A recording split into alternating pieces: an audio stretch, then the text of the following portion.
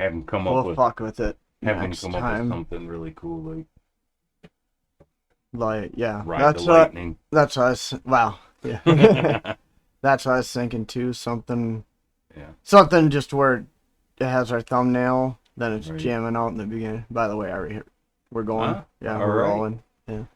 Oh, here it goes. Yeah. This week. Wow. Oh, I can't wait to hear Oh, there's a lot. Let's hear it. Let's go. All right. Where to Do you start? like the lighting? Do you want a different color? No, I like it. It's fine. You could change it if you want. I don't know. Oh shit. I don't know. What do you want? What do you want? That one looks good. All right. I like it. Good enough. We'll roll with Anyways, you were saying this week. Busy week. Lots of stuff happened, huh? Tell me about it. I haven't paid it very much attention. I've been busy. What are we going to get into? I don't know. How about Biden on the South Lawn? Let's get into that, man. I thought that was pretty interesting. Having the big party out there. Oh, on the success of the recovery? Yeah. Or, well, what did they actually call it? They passed a bill, right? Yeah. They passed Inflation Act? Yeah. Is that what it was? And what happened afterwards? So they're out there dancing and celebrating, and, like the economy is tanking. The Dow Jones goes, biggest drop a couple of years. Inflation's high. It's bad. It kind of reminded me of the scene of the Titanic. It really did. Like, oh no, everything's fine, but I felt something. No, just go have your drinks. There's free drinks out on the deck, Right. Listen, there's music playing. Listen to the music. Everything's fine, while all the rich people are, on the other side of the ship getting in lifeboats. So I don't expect any less, though. You know what I'm saying? Like, Right. I don't expect them to come out. I don't. Maybe with the exception of George Bush on 9/11. Right. I don't know if politicians come out and been like, all right, guys, like, it's going to suck for a while. It's going to be bad, but we're going to get through it. I don't think just something to have a politician come out just once and tell you the truth. Like, hey, you know what? We're going to have a hard couple of years. Inflation sucks. Food is 13.5% higher. Like, Morality still is a big driver, though, right? Don't you think that people would rally around that person, though, and say, all right, we can do this. I mean, I guess we're America. I think it's just confirming what everybody already knows. Right. Food's the ones that are not in the cult. Gas is, well, even the ones that are in the cult, they still, who came out? Yeah, some of them. Someone came out the other day and said something about, WTF, like, how are people affording this shit? Who the hell was that? It's Cardi B. Oh, there you go. Yeah. The juicy one. Right. So, I think people are seeing it. I'm just saying, I think people already know it. I think it's just politicians just trying to act like, everything's okay. And to a certain, like... It offends me. I wonder what they can do to even... What can they do? Quit printing money, that would help. Doesn't that crash it even faster? If printing money, if printing money is what's holding up, that's the problem though. It's been this artificial leg that they've been sticking underneath this stool, trying to keep it upright for years, and it just makes it worse and worse. So then, what happens if they stop that? You got to go through the pain, Right, but raise interest rates, like quit artificially inflating it, let it reset. But it'll hurt. It's gonna hurt anyways. And now we're just paying more of our money into it. Higher tax rates. Like, do you think? I think it would have hurt a lot less had they done it, a few years ago. Well, I hear that, but I wonder if it would have though. Because what? Like, Rome is on fire right now. What are you gonna do? Keep just inflating it, and at some point there has to be a correction, right? So maybe, because I've heard that for a lot of years, right? Well, that's I've heard true. for a lot of years that New York and California are bankrupt, and once we start seeing states file bankruptcy, then you're going to see the whole thing fall apart. And that was Yeah. 10 years ago. That's true. Today, California has a $21 billion surplus. Right. What get like Yeah. okay, so what were these people doing that were telling me this 10 years ago? Yeah. You know? That's a good point. That's a valid. And I bought into it valid too. point. I'm like, yeah, they're gonna, yep, see all their policies are gonna catch up with them. Yep, this guy here on the news told me it's gonna happen. Right. 10 years later, oh, it's over 10, 12 I think years the only ago. thing that I fall back on is like history when you've watched other economies crash and flatline eventually. But I'm not. The only thing, yeah. And I hate math. And I'll admit I hate math. I suck at and it. I do, again, hear Don't those. take no financial I hear those advice same from me. narratives from those out there too, and then I Right. wonder, but these other economies were never as big as the U.S. economy, though. Right. And I know, like, too big to fail, right? Yeah. Like, and then every other nation economy is tied to ours, developed, right? For now. So can anyone really fail? I don't know. Like, is I the always whole believe that thing narrative, too big? but, Is the whole thing too big to fail? Maybe. I almost wonder. Maybe you're right. That is a good point. I'll backpedal on that one a little bit and give you that. I wonder. Like, yeah, it's good. We've been fed the narrative by. There's a large group out there that believes that And this they're whole all- thing's just going to implode, Right. and Or is that we're just going to what be they're plunged telling back us to for 1800s. votes so that Well, I'm not even talking this- about politicians. I'm talking about influencers Right. out there. Yeah, but the when gloom and you're an doomers, influencer, right? what are you influencing? Why? What's your motivation to influence? Money and usually political affiliation, Yeah, right? yeah, So yeah, possibly. no, it's a good way of looking at it. Because I guess I hadn't really considered it because like that. To me, I kind of bought the narrative. I admit, like I did when too. you look back at over history, you know what I mean. Every one of these Right, and great that's what they keep repeating, civilizations, though, right? like their money started to devalue. Right. Like there was civil unrest, But I don't- inflation I was, don't- and then it just crumbled. I don't think they were interlinked like we are today, though. We're Yeah. so tightly woven that. Well, globally for sure. Yeah, that's what I'm none of saying. them were like That's what I'm that. saying. Right? They were local economies. Yeah. Kind of That's like, true. whether it's a Venezuela Right. or whatever, right? This is like, kind of the great experiment in the world, right? No Yeah. one's went this far, so I don't know. that's a good point. I It doesn't. I'll I know it concede does. that. You still. gives me something to think about. I mean, I will give you that. You start thinking like, 08, Yeah. and now here we are again with the same the same monetary problems, policies, same problems, same, like you said, printing of money, and you're like, well, the last time we seen inflation like this, we were both little kids. Yeah, we were barely in children. kindergarten. Yep. But we still made it through. Oh yeah. I remember my parents said their mortgage. I want to say it was like 10 or 12% when Right. they got their mortgage in the early 80s. And mortgages right now are what 6.5, I think is kind Are of they? where it's So I mean, it's interest rates have been worse for real estate Yeah. for sure. But I don't think we've peaked at that. What do you either, think people thought when there was the gas shortage? When you had to, I don't even know what I know I've heard In the stories 70s about with the gas lines? Yeah, I think they thought probably because you could only buy. How did they do that? they Was it on rationed your? it and, There was some way they picked the days you could get yeah, gas, right? probably by your address or something. So yeah, something. Yeah, it was something weird like that. So what were they thinking then? And then you Think have that this is the end. then you have the inflation in the early 80s. That's where you get the guy standing on the corner with the cardboard sign saying "Repent, the end is near."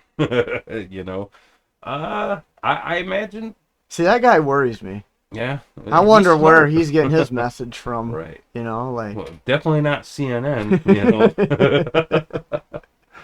Yeah. I wonder sometimes, like see that guy standing out there and just thinking, Right. he's getting that signal from somewhere. Yeah. I think they probably thought a lot like we think now. Like, oh, this is gonna hurt for a while, but we'll get through it. We'll get through this, We're America, it's then you hear we're about not in the Great Depression yet, Yeah. I think we're in the Great Recession for sure, and we're Yeah. headed that way, but What was the unemployment in the Great Depression? it's a good question. We'll have to look that one up. I don't know. It I was high. wonder. What would you bet? If I had to bet, I'd say less than 25%. See, I was going higher than that. Yeah. Like Well, let's 35. yeah. I mean, know? that's why we're doing this. Right. Probably. You're thinking. I would guess 35 or greater. Yeah, 35%. Yeah. Well. Huh. We should bet some money on this. Yeah. Just make it interesting, Yeah. right? Because I know, they had tent cities and, people traveling across the country looking for work. The stories that, I was told by some seniors when I was younger. But was that mainly large cities, though? Look. Look. Yeah. 25.6%. Wow.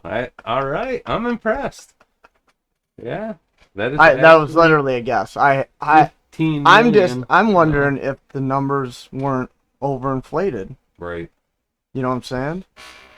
I'm really curious if those numbers weren't overinflated to make it seem like I'm sure it was bad, and that's why I don't know. One of the ladies that lived through it that, told me stories about it, said they had a potato farm in Pennsylvania, and the only way they survived it was they traded, some potatoes for some eggs, and then that farmer traded some chickens for this, and they all kind of worked together in their community to help each other out, but it was rough. That's where I'm confused, because, you hear some people, analysts out there saying, some of our real unemployment numbers could be higher than what they report, right? Sure. And we've heard that for a long time, even through, the well, they're doing collapse. it even with the inflation right now. Well, they changed the way that they configure what inflation numbers really are. Mm-hmm. And if they went back to like 79 and 80, where, in that time frame, then our inflation would be like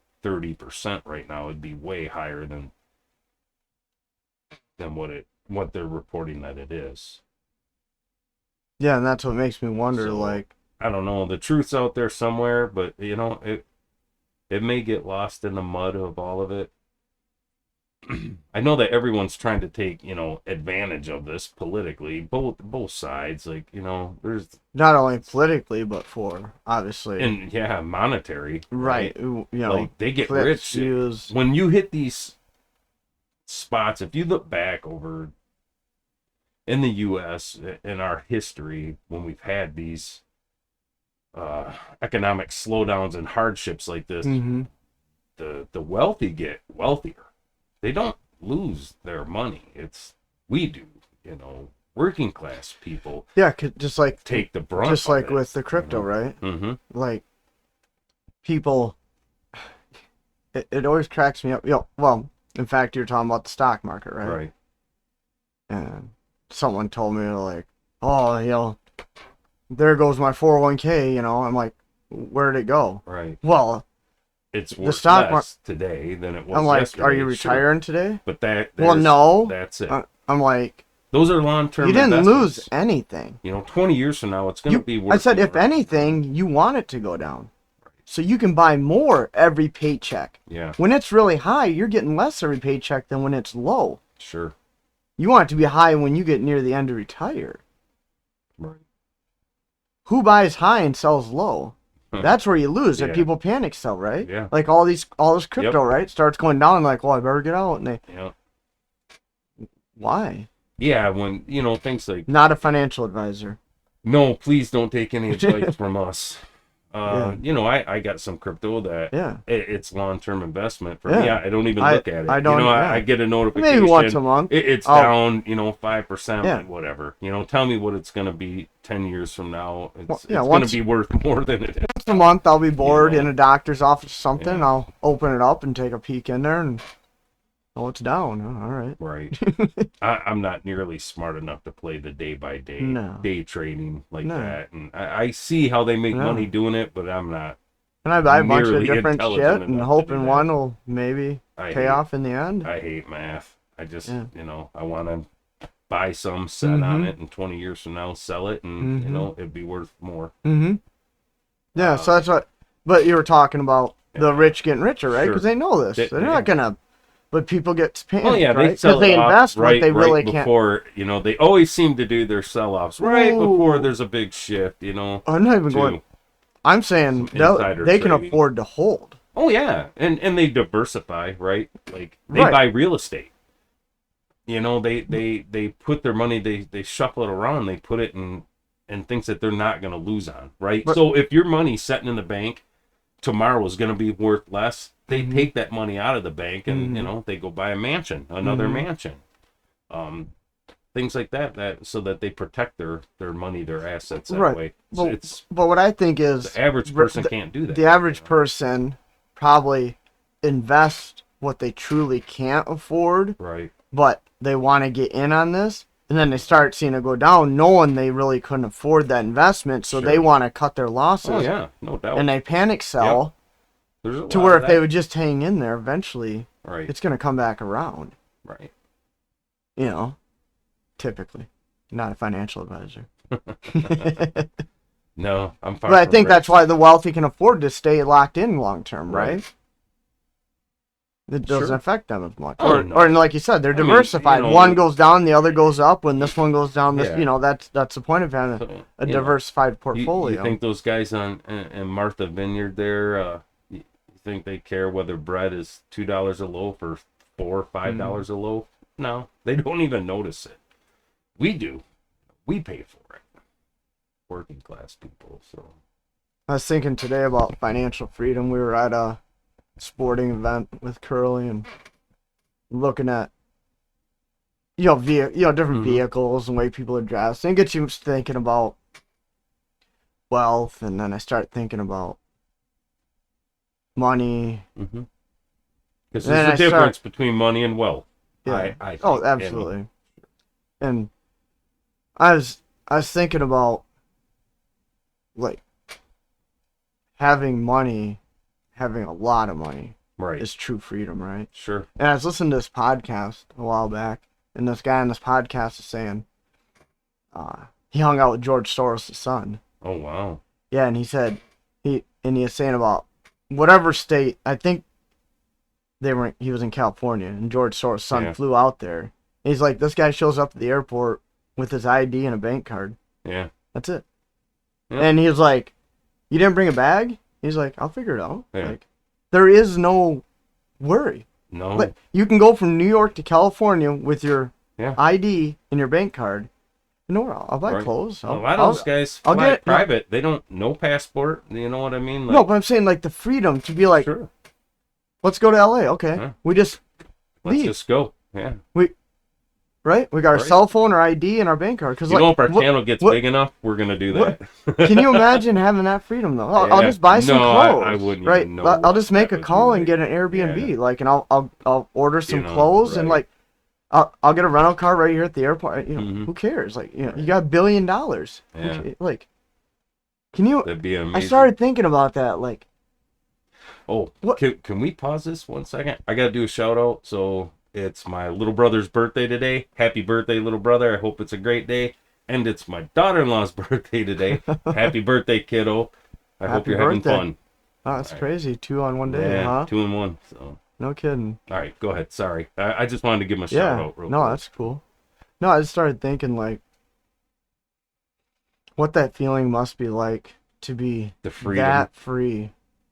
The average person that wants to take a trip. Scare us. The average person that wants to take a trip to another state, just the planning. Yeah, planning months in advance, and and the packing, and the double check and everything. Can you imagine just shutting the lights off in your townhouse in New York? Just shut the lights off, lock the door on your way out, take a cab to the airport, and I need a flight to here, and here's my swipe the card and you fly. I need some clothes or I need some food. You just and when you're done, you think it'd probably intimidate the average person, probably give them anxiety, you know. But that's like true freedom, though, Yeah. right? Right? That's true freedom.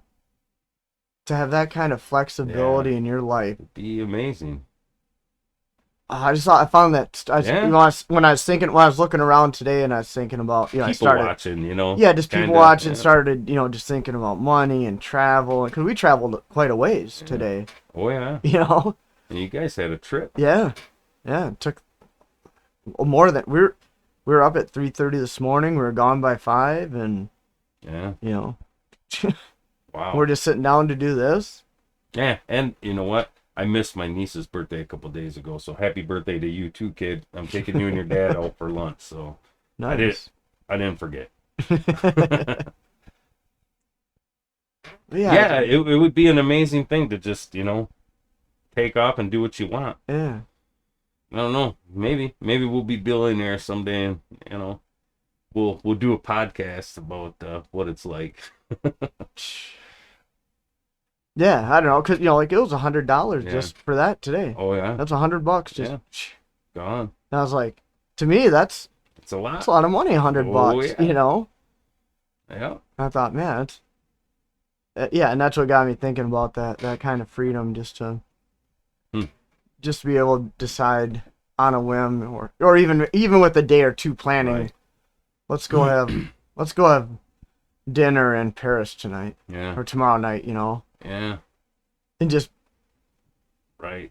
all right, you know, just turn Yeah. the lights Shoot off and across the walk out country and because you want to halfway around the world and Yeah. have dinner and jump on the East Coast and have lobster, you Mhm. know, fresh, yeah, you know. Yeah. and not even think about the packing worry. and check, this and that, checking on the Right. house when there's people there that take care of that stuff, Sure. you know, grounds feed my maintenance cat.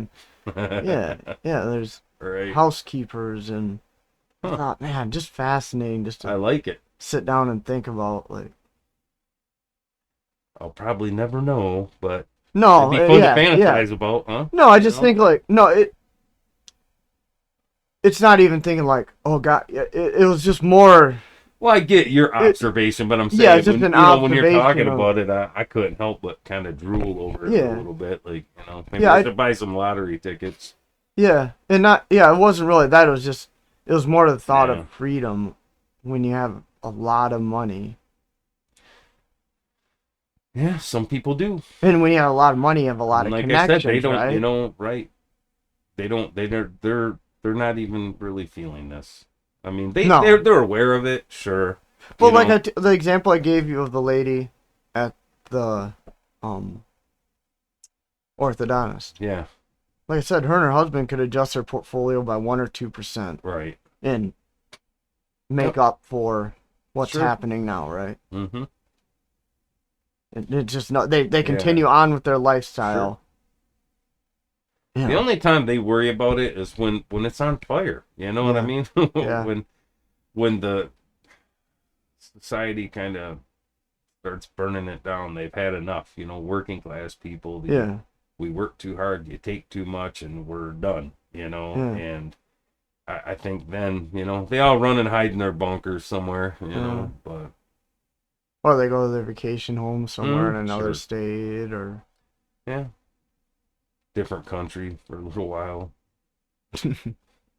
that's at a different level of wealth than what I'm talking Right. about with the lady at the orthodontist office, I think. But again, they have Even if you were in that upper class, but the Yeah. lower tier of it, Yeah. they're not no. freaking out about No. $5 a gallon, $3 a No. gallon for fuel. They don't care if milk. $6 You know what? bag They don't even Doritos. buy their own groceries. Yeah. You know, Like DoorDash Right. or whatever. Yeah, they just order it yeah, online and they just pick it have- up. yeah, or they don't have even someone care how deliver it, much yeah. it is. It's really the people that it hurts are the working class, middle And class. by no people. mean- it and punishes them. by- Lower class right now, God, And by my no heart's broken for them people. by no means am I shitting on the wealthy. No. Good life choices. No, Hats I off want to to be them. wealthy, Hats off to them. right? Good Like life I choices. want to see other people get rich because you know what? Maybe someday that'll be me, right? It Right. gives me a little faith. Like I don't begrudge anyone Mm-mm. for having money. If I had the choice, I would have a pile of it. Mm-hmm. You know, I'd have a private plane where I could Mm-hmm. just fly somewhere, and we we take off and go shopping, Mm-hmm. go have dinner somewhere. Yep. Wouldn't that be something? It'd be fun. Go down Texas Yeah. hunting. I was just gonna say that, Axis just deer, sitting here and go, yeah. let's go shoot some pigs, Yeah. somewhere, right? Yeah. Yeah, that'd be fun. It'd be an adventure. Sure, make life interesting. I think I'd be super generous too. I'd Oh, like to yeah. believe I would be. I think when you start where we do, Yeah. you know what I mean. It's not like family money that is 4 generations of. I'm a Rockefeller, like I think you are more generous. You know what it's like to be on this side. I would hope, anyways, that not everybody would just lose their humanity and I turn do into it, Scrooge, and right? Like I do it, and because of the way I would love to dress up like Santa Claus right before Christmas and go to every store around with envelopes with $100 bills, Yeah. just passing them out to people. Like it would, if you were a billionaire, how many $100 bills could you pass out in a day and not even it wouldn't even matter. I'd like to You know? change lives. I'd like Yeah. to go have dinner in a restaurant and give every waitress in there $1,000 Yeah. tip. Could you imagine that? Every one of them. Yeah. Just Who cooked my burger? Yeah. Yeah. You know what? Here, I'm gonna give you Just- $1,000 just- tip or her yeah. $1,000 Yeah. tip today. That'd be amazing. Sure, make you feel good. how much of an impact does that make in their life? Right. Huge. Yeah. That's why Yeah, I don't understand sometimes the rich and famous, the way Yeah. their brains work. Like I have You no know? desire to be rich. I don't need billions of dollars. I don't want it. I don't want the Right. headache that comes with that, right? The attention that gets attracted to that kind oh, of wealth. sure. You're a billionaire, you're in the news, right? Right. Everything. How many you do. billionaires can we name? Pretty much everyone in Yeah. the US, right? Right. I don't want that attention. Yeah. I'd like to change lives. Hmm. Even it, the homeless guy playing the saxophone at the end of the parking lot. Well, Last $5 yeah. bill that I have in my wallet. It's not my last. I it's just- not my last $5, but it's my last Yeah. $5 bill. Yeah. I give it to him. I just did that. To a guy playing violin. Yeah. Oh, it was great too. You I know, walked down and- the store and I heard music and And I didn't know where it was coming from. So as I'm leaving the parking lot, I see him over there on the edge of the parking lot playing a violin with an amp. Oh, it was beautiful music. And I did a loop Interesting around guy. and gave him my last $10. Like, and you I know? was telling the guys it at was work. worth it. I was telling the guys at work about that, and they're like, "Well, he probably lives in a nicer house than you do." I'm like, So what? so He was does out there what? working. Does this say more about him or more about me? Right. My motivation was good. Right. So, And granted, I know you want your money to go to the best places it can, but have the What- biggest impact. what am I supposed to do? Follow this guy around and see where he If drops? that guy's gonna stand there all day long Yeah, playing well, violin well. for tips, I don't care Yeah. if he's got $100,000 in the bank in savings or Right. not. He's still working for Right. his money, right? Right. I respect it. Right. It was hot that day. Right? It was Maybe he pretty works. warm, man, Maybe he you works know? third shift in a factory Right. and stands out in that parking lot for another 6 He hustling. had a sign about he's got a Yeah. couple of kids and Yeah, stuff. I and think I'm it's like, probably you the know same what? guy. Yeah. I'm like, you earned it, and Yeah. and I told him like, keep playing. That's beautiful. Yeah. Like, wow, you're really good. Like, Yeah. he had talent, But the fact that they think that someone could have something nicer than them, so somehow not they're be- scamming the yeah. system. It's like, If you're working for your money, then you're not scamming anything. yeah, like, what do I care? Like like you said, Right. my intentions were in the right place, Sure. and that's what matters. Yeah. And he's Agreed. still out, like you said, he's still out Yeah. there in the hot freaking sun working. Yeah. Like, That's what? the way I seen it. What's the problem here? Yeah. Like, I don't get it. Yeah. And like, I stopped and got that energy drink, right? And I had a tip jar there for pizza. I Speaking of- didn't buy pizza, but I still threw my change in the tip jar. Right. Like, what does it matter?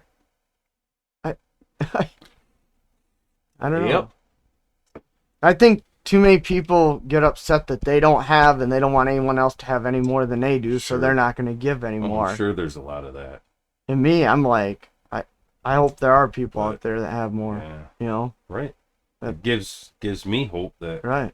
That I'll make it further. yeah, I can get across that line Right. someday. Just like with what we're doing here. Right.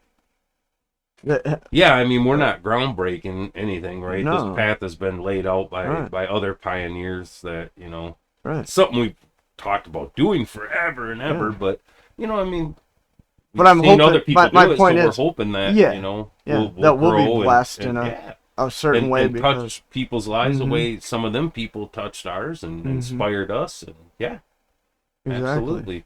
I hope so. I just don't understand. I just. I'm not, I don't think either one of us were doing it to be rich. Mm-mm. It was just, to share our thoughts and feelings, Or opinions about things, and work hard. This is a lot of right. work doing Yeah. this, Right. and to inspire other people to work hard and Right. to think, So yeah, And I mean, how many times have you and I sat and had these conversations? yeah, And people around us all of a sudden are like, yeah, like we draw yeah, like we'll be at a bonfire or just in my kitchen, and there'll be yeah, people on the couch, and then all of a sudden they're plugged everybody's just listening to Yeah. you and I sit there and go back and forth. in, right? You know? I love that. Yeah. So obviously there's some interest. Sure. The other thing I was watching, we were there, and there were these two coaches from opposite teams, and I mean, this event was big, Yeah. one of the biggest around, Right. hundreds. I don't know how many schools were there. There were thousands of people there, Right. and we're at the finish line. Our daughter got done, and we're just observing. I'm people watching. Yeah. The women are talking, and I'm watching these two coaches, and they're talking about statistics and these participants and that participant, and this school and that school, and I'm watching them go back and forth, and the girls, all of a sudden I start going like, you know what this is? This right here, I'm like, watch these guys, they're not far from us. Right. I don't think they're close enough to hear me talking, but they're close enough for me to hear them talking. Yeah. They're dialed right into each other, right? About sports, and I'm like, it's tribalism. Yeah. What they're doing right now is what we did 150,000 years ago. Wow. It's his tribe against his tribe. Right. Right? Yeah. That's all this is. Same thing. Yeah.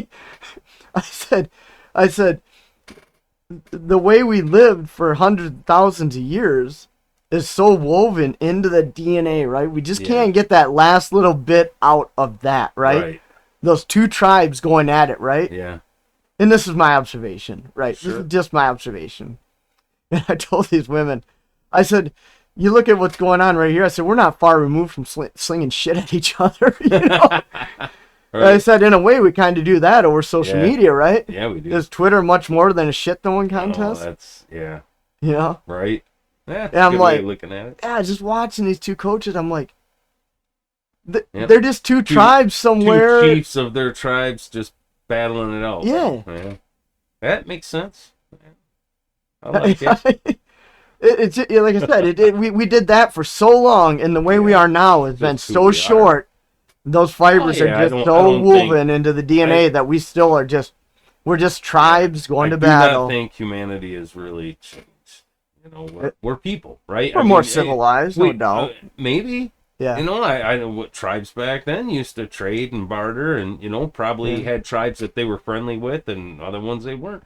I bet you it wasn't much different. Yeah. Other than The stakes aren't as high. buckskin huts that we might have lived in or whatever. Where now it's I don't we have think housing and air conditioning. Sure, I think it's changed, but as far as who we are at a core of people, I think people are people. We're probably not real different from what we were 100,000 years ago. Like, I think it was in the last podcast you brought up. We were almost identical for 100,000 years. We barely changed, and then in 100 years we changed a lot. So our DNA hasn't even started to evolve from these changes yet. How much time separated the Wright brothers from the space shuttle? 65 years. Yeah. Like, I mean, just that. So we're jump. being slingshotted, and Right. our You wonder why people are losing their minds. our lizard brains just. Yeah. Yeah, I I think at a core, I think I- you're right. I think people are just people, man. I was going to work the other morning, and I almost clipped a deer behind a trash can. Uh-huh. It wasn't a baby, but it wasn't, Wasn't probably a real year and a big, half. yeah. It wasn't huge. In the way of standing behind the trash can, I was coming up, and then it turned its head. I'm like, oh. I started slowing down, and then it was like, it come out, and it got Yeah. so confused, Didn't know right? what to do. Right. Am I gonna cross or not? The same thing. I just don't think they can evolve to deal with even crossing a road, and Right. I think it takes so long Yeah. for evolution to take Catch place, up. and yeah, Yeah, yeah, because we made a jump, light speed there. yeah, Like, yeah. I don't know. I just found it fascinating sitting there observing, and I went on this rant for like Yeah. 15 minutes, and the girls were all like, like where'd that come from? right? Hey, I like people watching. Yeah. It's interesting. Yeah, sometimes I watch them and wonder, what's that person do for a living, or you create little stories. It's kind of fun. Yeah, no matter how effed up you think your life is, Oh, you hang around enough people and you worse. start hearing them talk, Yep. and like, And all of a sudden you're thinking, mine ain't so bad. not much different, anyways. Or right? or Like, everyone's kind of got the same problems. I mean, think about it. You're at an event like that today, and how many of them people are paying attention to the cost of a loaf of bread? Most of them. Yeah, most of them. Right? I'm sure. Yeah, So I'm sure. They're the same. Yeah. They're the same as you and I, and sure. And then you think like, well, there's some people at the very bottom. You think, oh God, they got to just be hemorrhaging, right? And this guy over here at the top has got to be doing great. But maybe that person at the bottom makes their own bread by hand. Right. They don't give a shit either, right? Yeah. Some of them, I'm sure, don't. And they're like, yeah, my garden was plentiful this year, so I put up so many pounds of tomatoes, and did a you garden. know, and they're like, so inflation hasn't hit them maybe as much, Right. You know. Yeah. It's a good point. I'm sure there's some of it. And then, I don't know if I should. Uh-oh. I might open a can. Go ahead. That's what we're here for. Well, it's family, and I just. Yeah. Now I know that some families starting to listen. Yeah. It just had to do with being like open-minded and just like, we talk about the normalcy bias, and I'm not.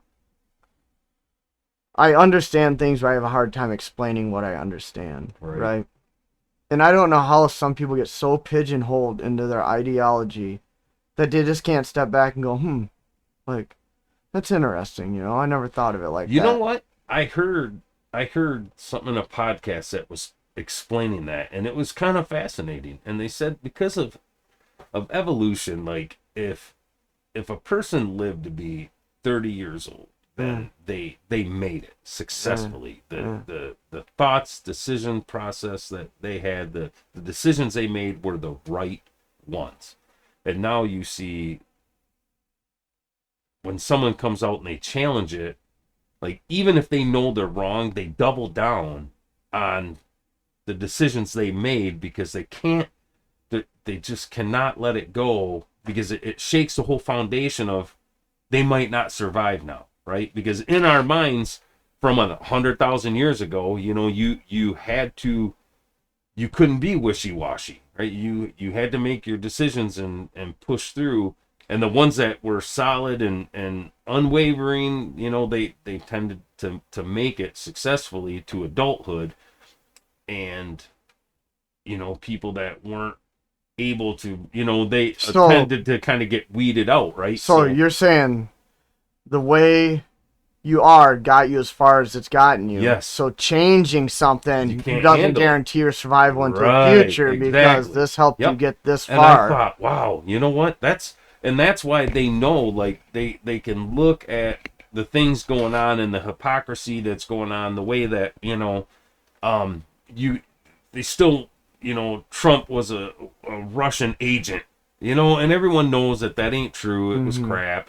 And you can challenge them on it, and they double down, and they go crazy. Like they start to mentally break, because if all these things that they had as core beliefs were wrong, then they have no confidence moving forward, so they can't let it go.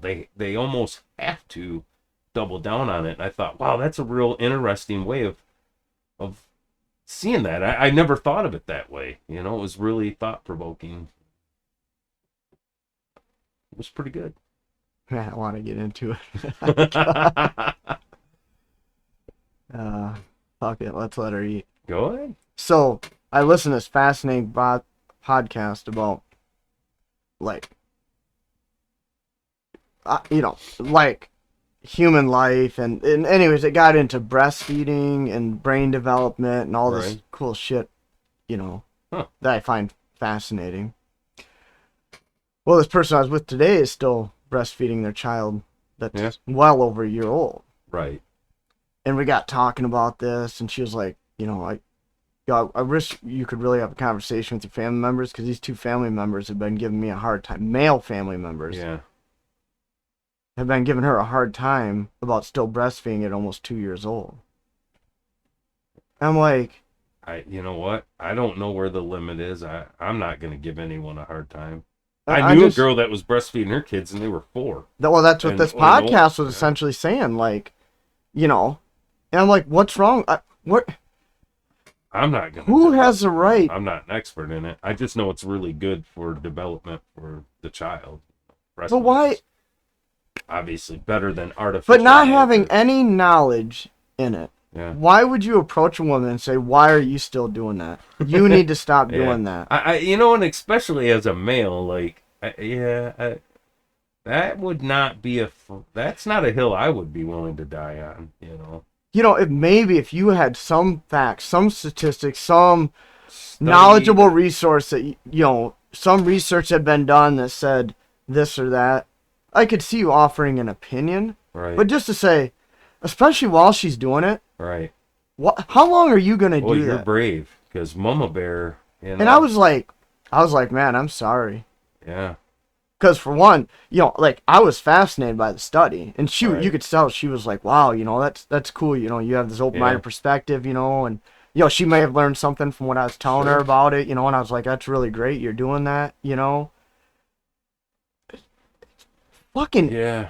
man, I want to go right off the rails here, because it irks me. You're about ready to go nuclear. It does. It just irks me that someone would interject a negative opinion when they haven't even accumulated the facts. Well, yeah, I mean, And the go fact do that- some research and see.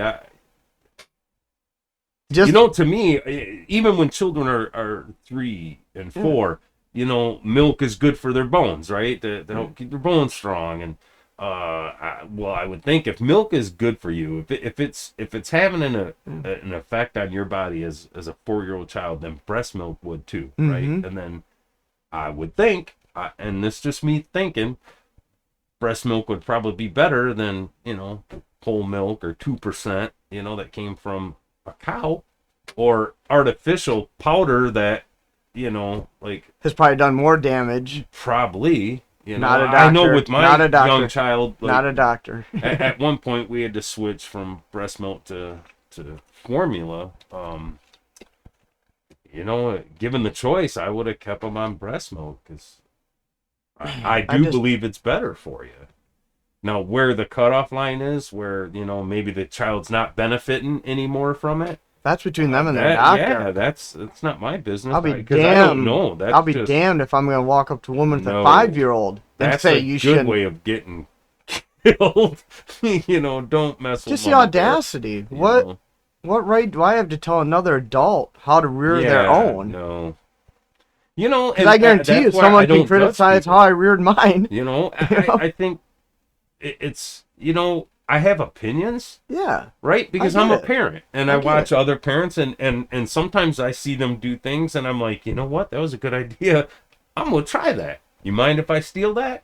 Or I see them do things, and I go, you know what? I used to do it that way, and that it didn't work out too well for me. I might have opinions, but I never judge anyone. Like, it's not my place. I'm not gonna change the way I treat someone or interject in a real negative, shitty way about it and go, really? You should know better than that. Like, who am I to judge? I made a lot of mistakes as a father. And I gave her and kudos. I'm still making them, and I'm a lot wiser at it now than I used to be. And I still find myself sometimes going, there's probably a better way of doing this. And I gave her kudos because Right. yeah, she's like, her child Yeah. gets breast milk and water. Yeah. And I'm like, wow, good for you. Right. Because I guarantee you, these other two guys still think that apple juice and orange juice is good for you. Right. Yeah. And grape juice. Yeah. Like, Which, my little one loves what it, we and know, and I give them some, but it's sugar water. Sugar, it's poison, you know. There's no, Right, you right. don't get There's anything no good out of nutrition it. in No. Right. And I just thought, it just, what we know about nutrition and diet and health these days, and it is much information's coming out. Yeah. I don't even know what their information's based on. Some old, I don't even know. Like I don't. Up till the research that I just recently heard, Yeah. I didn't have I didn't give a care. I didn't give a thought to. Right. If I saw a 7-year-old on his mom's teeth in Walmart, I wouldn't have. Okay, like. Right. I wouldn't have been like, oh, that kid's a little old. What? What again? I'm not telling. I'm tired of adults trying to tell other adults how to live their lives. Yeah. Good point. Especially when this one's going out of her way to make sure she's doing what she thinks is best for brain her child, development, right? the gut biome, the overall health of the child. Sure. That's just I said. That's not a hill. Like I said, I want to go. I want to go. That's not a fight I would have. I'm really holding back here just because it just irritated the shit out of me. Yeah, I think because we have enough adults in this country trying to tell other adults how to live their lives, right? Right. Drugs, like we talked about in the last podcast. Drives me crazy. You can't smoke this. Oh, you can't snort that. Who are you? Yeah. Right. Who are you? Yeah, I was a smoker for a lot of years, cigarettes, and I don't smoke cigarettes now, but I'm not going to criticize anyone who does. It's it's their choice. Like it's legal for one, so why would I say anything? But two, it's not my business. Even if it wasn't legal, right? Like I said, it's not my business. Does anybody have a right to tell another grown ass adult? When marijuana was illegal, I knew lots of people smoked that. I didn't care. That's their life. I'm not the judge and jury and executioner. Right. I don't know. I don't want people interjecting in my life telling me how to live mine, so I try really hard to not tell anyone else how to live theirs. Like, if you want my opinion on something, ask. I'm going to tell you. I won't lie about it. This is what I believe. But I also try to have an informed opinion, not just an opinion based on my feelings. Right. If you're going to ask me my opinion about something, I might say, I love that sound. Raining? Yep. Sure sounds like it. It was sunny out. I know. That's crazy. Wow. It was beautiful, sunny, 80 degrees. So, I might tell you, look, this is how I feel, but I wouldn't advise you of this until I can do some more research on my own, or point you in the right direction to get some research, whether it's talking to your doctor or a particular podcast that had a scientist or a doctor or someone in that professional in that field that could give you, a lot more informed. Because educated. I ask for opinions. I just asked your opinion just recently on a compound boat, and we looked at some different ones, and I very much wanted to know, how you felt about that, and I was kind of weighing it. Is it supporting kind of my thoughts on this and what I felt, and you helped me pick out something really, really sweet. So. You excited? Oh yeah, I'm geeked. I can't wait, man. I can't wait. That's gonna be a lot of fun. Yes. I've been waiting a long time to partake in archery with you. Yeah. Well, we're gonna have fun. I've been waiting. And I need that. Oh, it's gonna be the things I went through this last year of my life was a real rough one, and there was a lot of challenges, and I've been through a lot. So emotionally, mentally, physically, I've been through the ringer. It'll be real nice to shoot. And, There's Look at something. that radar over there. Oh yeah, there it is. Wow, that's Something crazy. really I didn't even relaxing know about it. there was a chance. Yeah, I didn't know there was a chance. Check that out. Mm. Oh, Winchester out Oh there. yeah, I had that thought. Yeah. But I like hunting in the rain. So that's Yeah. it's peaceful. Yeah, I'm really excited just to hang out and shoot, and we'll have fun. It's such a good discipline. Yeah, I think everybody it's something should special. find And again, something. I think that goes back to that DNA in us, right? Mhm. Like what you got hanging on the wall there behind you. Like Mhm. that's where it started, right? Did you watch that YouTube video I sent you about Oh, archery? not yet. No, Oh, I man, haven't seen dude. it yet. The message Yeah. toward the end of that video, it just brings it all together. Really? You know. Oh Huh. yeah, it brings it all together. And and he had said in there, like, after the pointy stick came archery. Right. How deep in our DNA is that woven? Because he said in that It's video, who we are. you're only here because somebody was a damn good hunter. Right. And I went, wow. That's a good way of looking at it, isn't it? Think about Yeah. that just for a Because second. those people were successful. You know, where they You're used to only here corral because woolly mammoths into this valley where they could push big rocks off a cliff and kill them. You go back far enough in your archery and- lineage, someone had to be a good hunter. Yep. And that's the only reason you're here. Right. Because it's only in the last little bit of humanity where you could go to a store and buy meat. Remind me to Right. bring that video up So, when we're done yeah, here. I want yeah, you to we'll- watch that because, We'll definitely check it out. man, I had never seen that guy before, and I was just like, I couldn't stop watching. I was just like, shh, Yeah. shh. You know, like, I was Yeah. tuned right in. I thought, That is and not true. only doing archery for me, but now that I'm, again, because of what we had talked about Yeah. in the last podcast about technology, and the Right. fact that now I'm doing archery correctly Right. has made it so much more Yeah. satisfying, right? Absolutely. It's like meditation. It's Yeah. like I go out there now, it's not a frustrating thing. Yeah. It's just a place of meditation zen thing. now. You know? I'm not thinking about work. I'm not thinking about bills. Nope. I'm not thinking about In the the zone. oil change that needs to be done on the car. I'm There's I'm just right something here, beautifully and peaceful I'm- about that. I'm just focusing. Oh, come Yeah. on, baby. We're gonna get it this time. Yeah. It's gonna be right in you. Yeah, I feel it. Now that I Yeah. can shoot extended ranges, Yeah.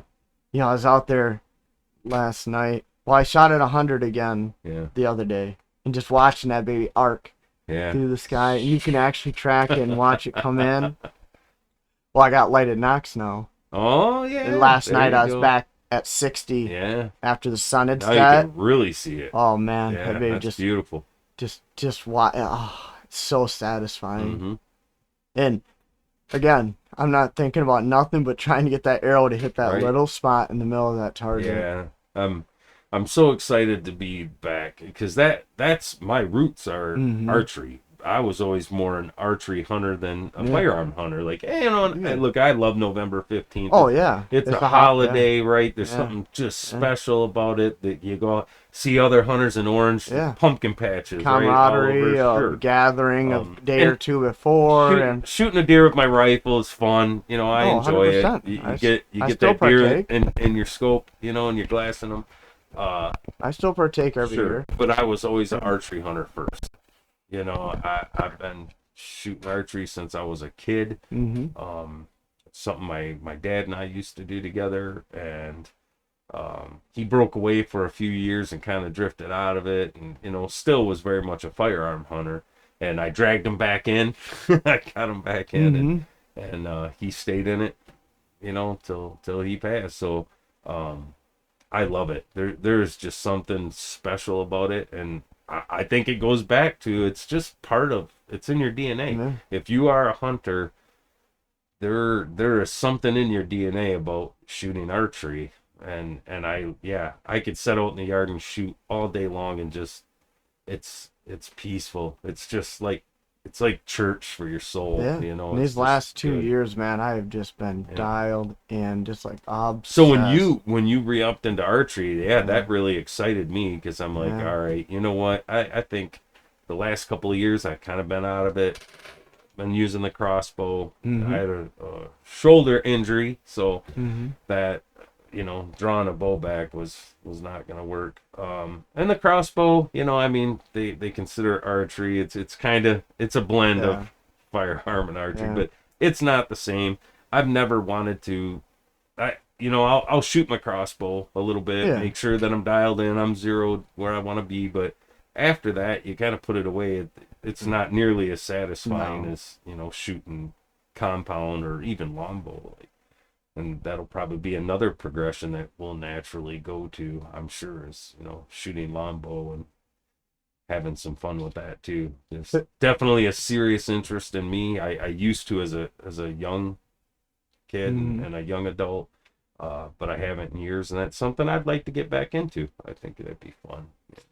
And for me, even rifle or crossbow, like, it got the job done, and I was always Right. happy for Sure. the harvest, getting meat in the freezer. Always, I was always happy. Feeding the But family.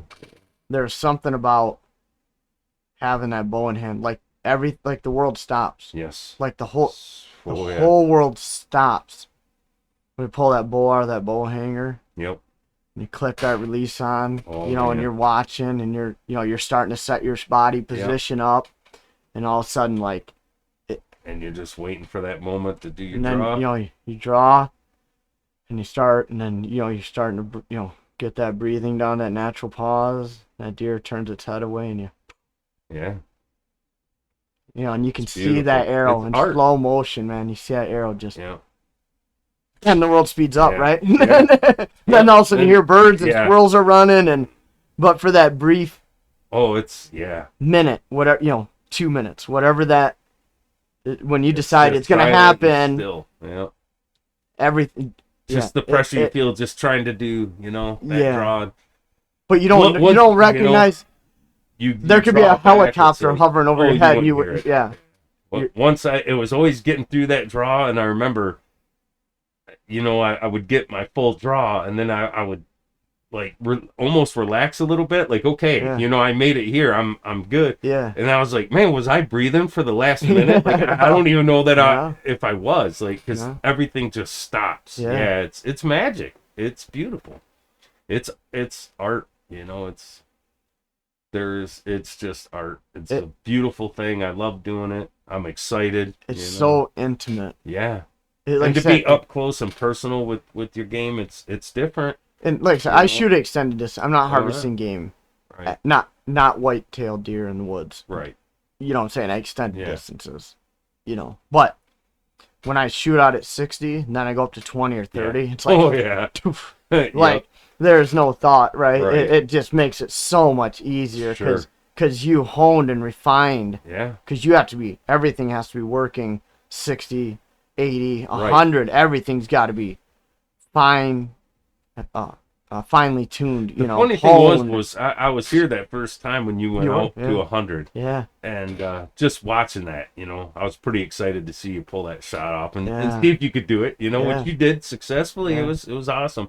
But I remember watching the arrow, Oh man, that You know, arc. and I remember thinking like of the movie Troy and some of that. I've never seen Some that. of those movies where there's a castle, there's archers on the wall, mm. there's an army coming, and they're like, draw, loose, and you see all these arrows, 300.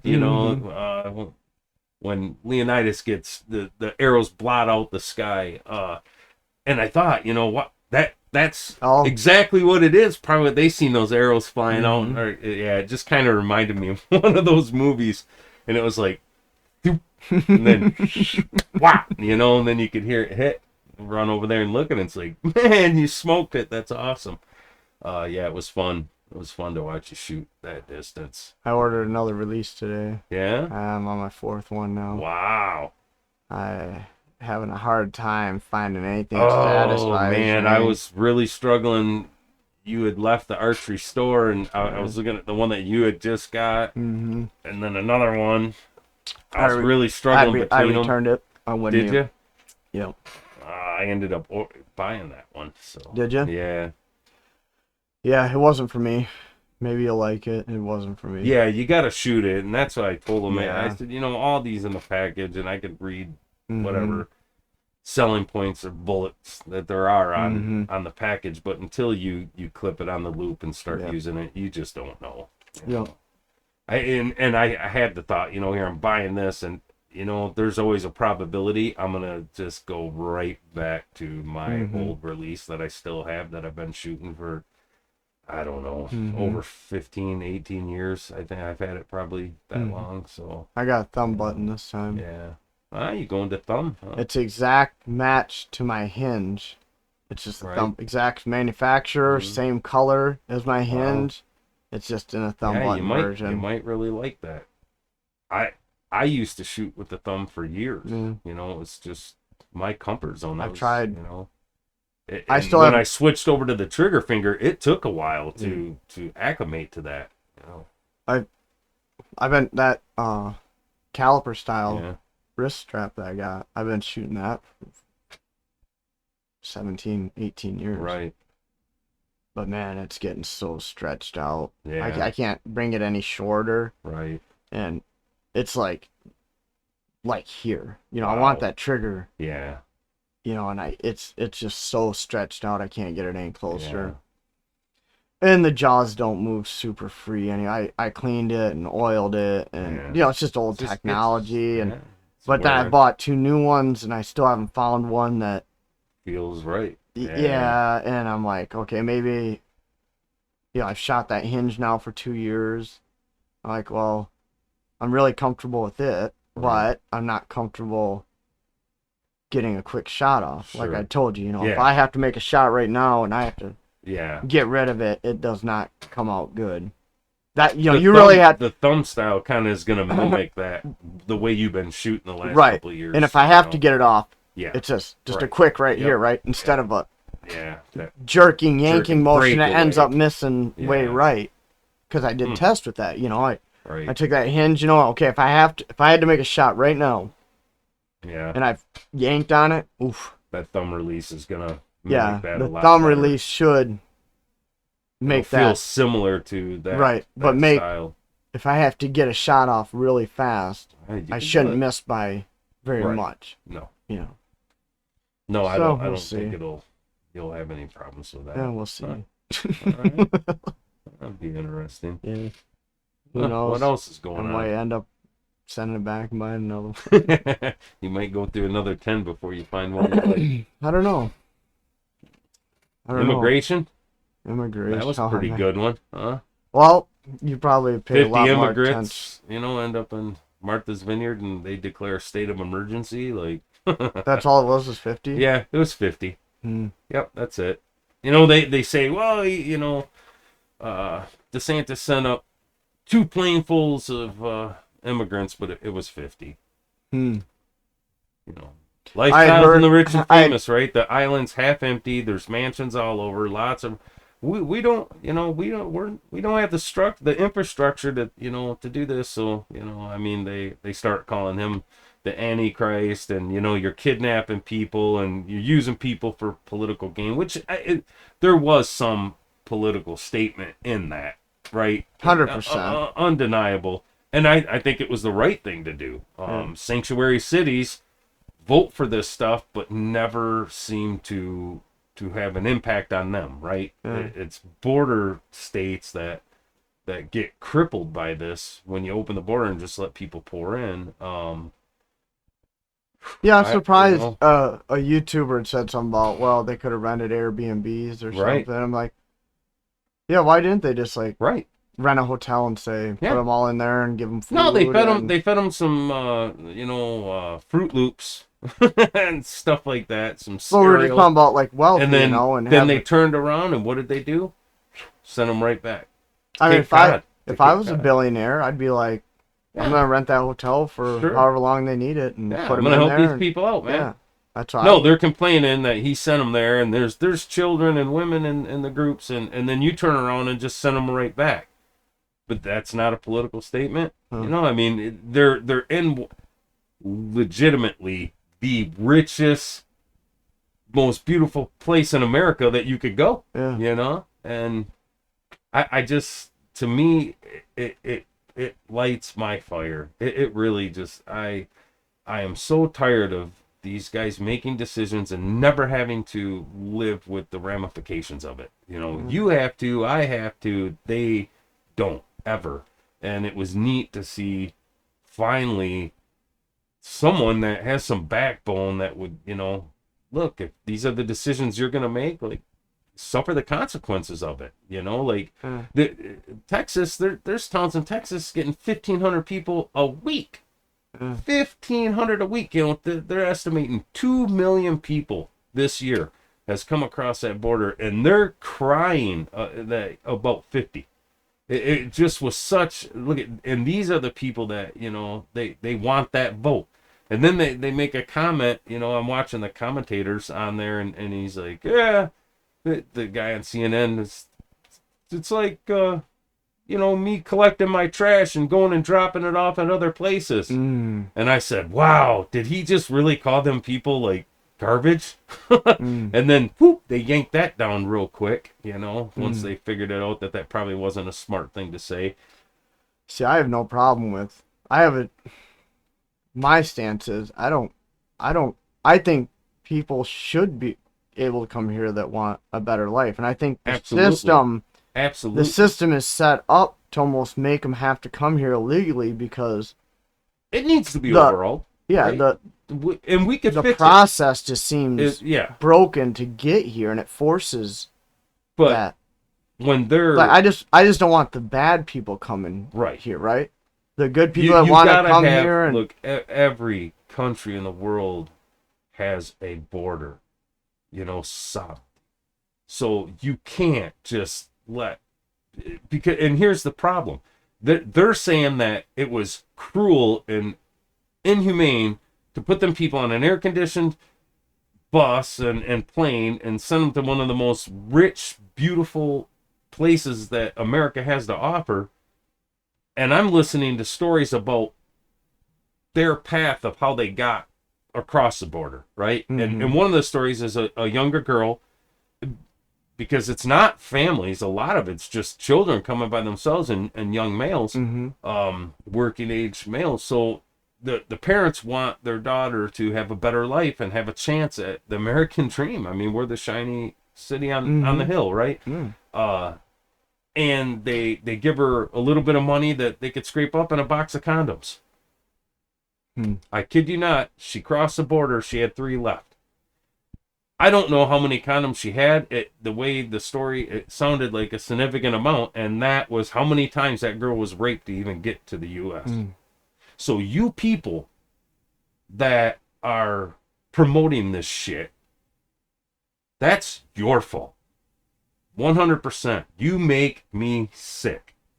They are bringing these kids across the border, and these coyotes are putting bracelets on some of them so that when they get across, these people know that child with the bracelet's going to sex trafficking. You know, you don't know how many kids were lost from there to here because they're coming in illegally. There's no structure. You know, they're trespassing all over private property. There's people dying in the desert. That's not inhumane. Like, really? And you guys are the ones that's promoting it because you're trying to cripple conservative areas, you know? Like, it's ridiculous. And it just sickens me that, I don't like, you know, because we could fix this. I don't like seeing human beings used as political pawns. No, not at all. And I know I admit that what assuming DeSantis did was political, but... And I'm assuming the majority of these people are hardworking individuals that just want a better life for themselves and their families because the places they come from, so they don't have an Abbott opportunity. put them on a bus, and you know, it's a statement to send them to D.C., but hey, D.C.'s a sanctuary city, right? Texas isn't. Yeah, I agree. Those areas should be welcoming them. Now Lightfoot's complaining in Illinois because, you know, they had 500 people sent to them over this last year. It shouldn't be, well, you want them, we don't. There has to be a balance to where this is America, and we should welcome these hardworking individuals that want a better life, and will probably work harder than... But when you have cities that are not obeying the laws, change the law then, right? Okay. Right. Let's work through this. Let's let government actually do their damn job and battle it out, come up with a law that's fair. But right now there's laws and these cities are breaking them, and absolutely, that if you broke the law, you would go to jail forever. I'd go to jail forever. But these people say, no, you know what, I'm the governor, I'm going to do whatever the hell I want, and we're a sanctuary city, and they're promoting that stuff to happen on the border, and then they should have some consequences to that, right? Shouldn't it be their state right to do that?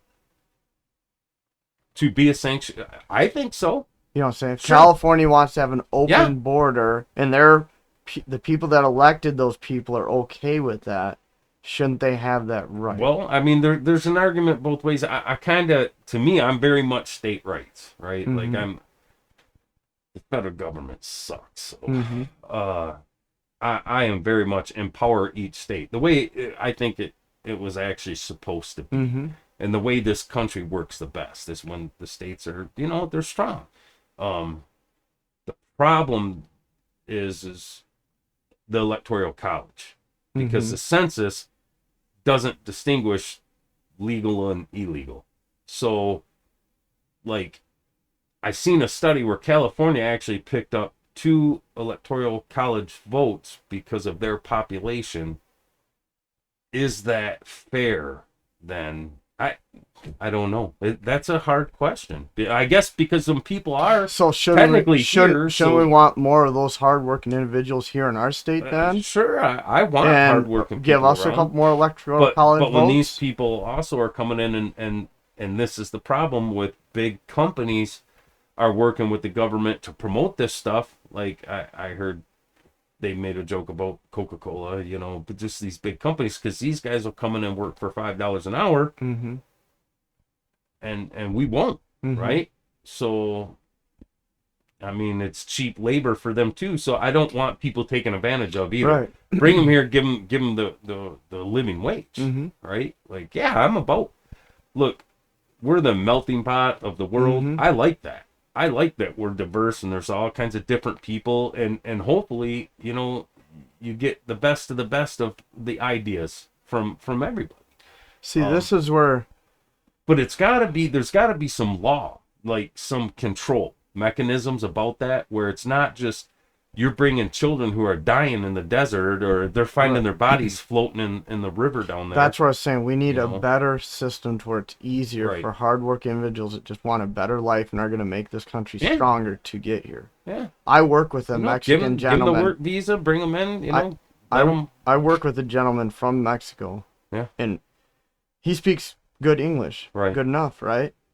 And he works his ass off, and he is here legally, right? But his values align more far further right, than even mine. Like, well, they said that. Like, he tells me, like his parents will never get divorced. You do not get divorced in Mexico. Sure. He said we do not get abortions. Right. He's like, we work hard, we save our money. He said his brother comes here and works and lives in Mexico. Yeah. Because his life, the 6 months of work he does here, affords him a middle to upper class life here in Mexico for 6 months that he doesn't have to work. Right. So he comes here and he said he doesn't want to live here because it's too expensive. Right.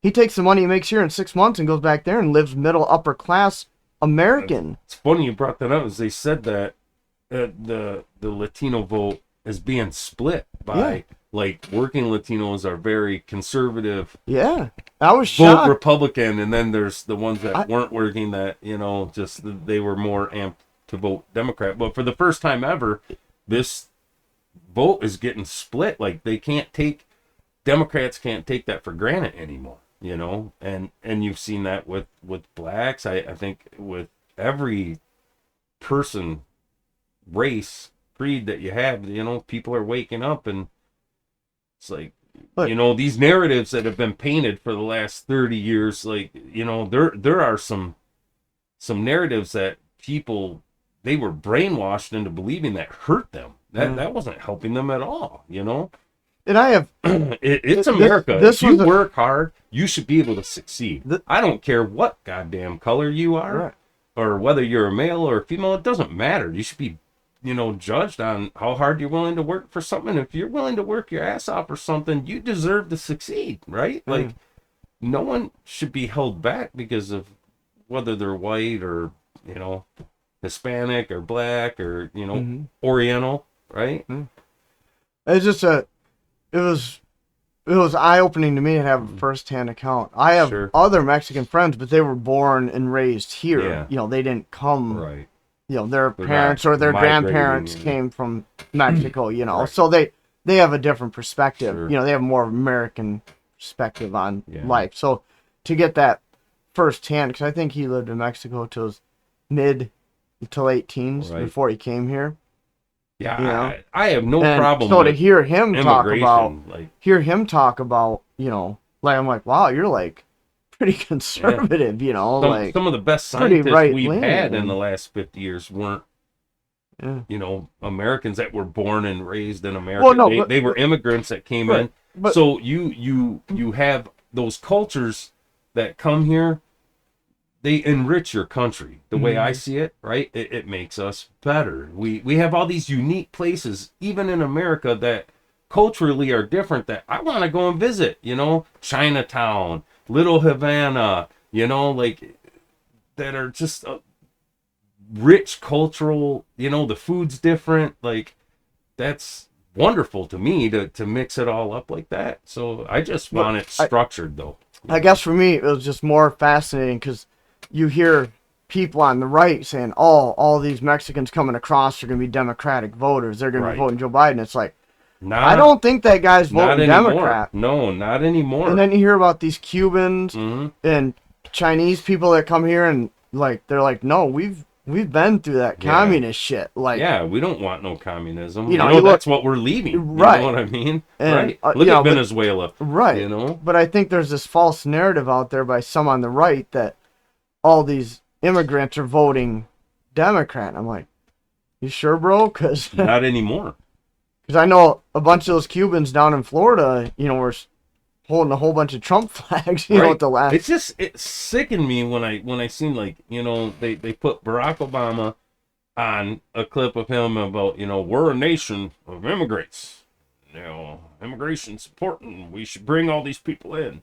So, he's got 39 acres in Martha's Vineyard and a $10 million 8-bathroom mansion. You couldn't give him a place to sleep for a couple of nights? Like, within 24 hours or 36 hours, I think it was, not only did they kick him out of there, they had the military come and get him. Like, so it's just political posturing, right? Just to gain votes is what you're saying. It's just lip service to get people to believe that they're compassionate and they want, but they're not actually, because they're being told on the other side of the border, like, come on over. There's jobs. There's I guess Americans over the border promoting this. Come on, there's lots of jobs, and bring them over, and then these people are sleeping under bridges and stuff in Texas. In Arizona, that's humanitarian, but here you put them in, like, the most beautiful place. Like, I've never been to Martha's Vineyard, you know what I mean? Like, those guys were lucky. And you couldn't let them stay for more than 36 hours, and you had them escorted out with the military to come and round them up and get them the hell out of here. I thought you were a sanctuary city. I thought immigration was a wonderful, beautiful thing. And that's what I hate about them people. It's always like, it's good for you, but not in my backyard. You don't get to have a gun and protect yourself because your life ain't worth a shit. But I'm important and special, and I'm going to have armed security. And, you should not care that there's immigration coming in, but I'm going to live in a fenced-in community, and I don't want them people around me. And that just makes me sick. The way anyone that would vote for them people right now should be ashamed of themselves, because them people are terrible. They're just, and not that I'm not a Republican either. Like, they're not beyond criticism, but my God, you couldn't help them people. Really? 50 people, and you're going to declare a state of emergency and bring in the National Guard and get them the hell out of there. Wow. I thought you guys were the ones that loved immigration, I'm telling you right now. Makes me sick. After working with this employee, you know, I'd love to have that guy as my neighbor. Sure. He showed me pictures of his yard. He meticulously keeps his Yeah. grass cut. You know, keeps his yard clean. Right. Hell of a lot better than And then what the I have to neighbor you deal got, with now. Right? Yeah. You know, and I just think there's a lot of posturing on both sides. Oh, There's yeah. a lot of lip service. No doubt. You know, these. Well, it's an election year. Come on, right? But this has been an gonna be- ongoing thing for a lot of years, though, right? Well, there's always an election going on, I or know, they're but- preparing for one. So that's that's politically. That's why they're kicking it back and forth like that, trying to score points. I want more people like this particular individual here. I want term limits, and I want these bastards to start living underneath the laws that they pass. I'm sick of their exemptions, right? See, I've heard about. Let's Okay, go ahead. let's roll them out, get them in. You know, get some fresh ideas. I like that. No, you're gonna get shitty. I understand that when you're rotating politicians through, you're going to get some shitty ones, right? And if you had a really good one, it's going to suck to lose them after 8 years. But you know what? You're still going to get new ones in with fresh ideas. And I'm sick and tired that they just can pass any law and that they expect us to eat shit. And they don't ever have to deal with it. And I think if they were subject to live under the laws that they pass, they'd pass better laws. They would care more about it. They would take their time. They would think about it. I think you would see politicians, whether they're from different parties or not, be more willing to sit at a table and talk this shit through and figure out what's best for America, what's best for the American people.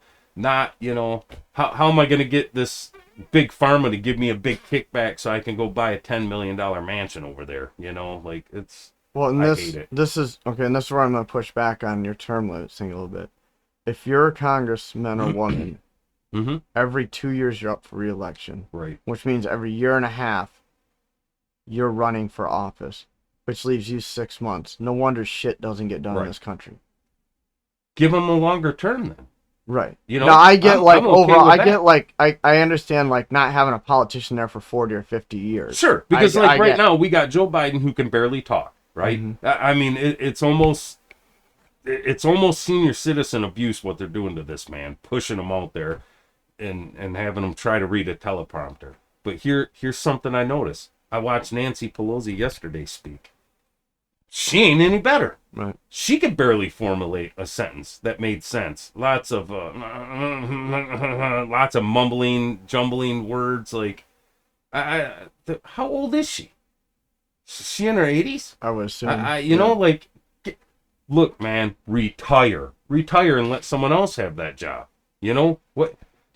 They're supposed to understand the internet, the way our life is structured now, how important that is. And that's where I have a problem is the get rid of 'em. disconnect because of the era you grew up in. Sure. Again, like the evolution thing, Yeah. right? They can't evolve to. No. It's too slow to try to play catch up and understand the impact of social media. And these people are internet making laws about the internet, business, and you realize firearms. You realize these people saw the first TV. Right. I would assume. I Sure. would have to do some homework, but I know I'm the first assuming- TV that I had as a child, when I think back, was black and white. We didn't even have color TV. Yeah. I remember when we got the first color TV So I would and the assume first that VCR. those people grew up as a young child in a house that Yeah. didn't even have a TV. that didn't even have a TV.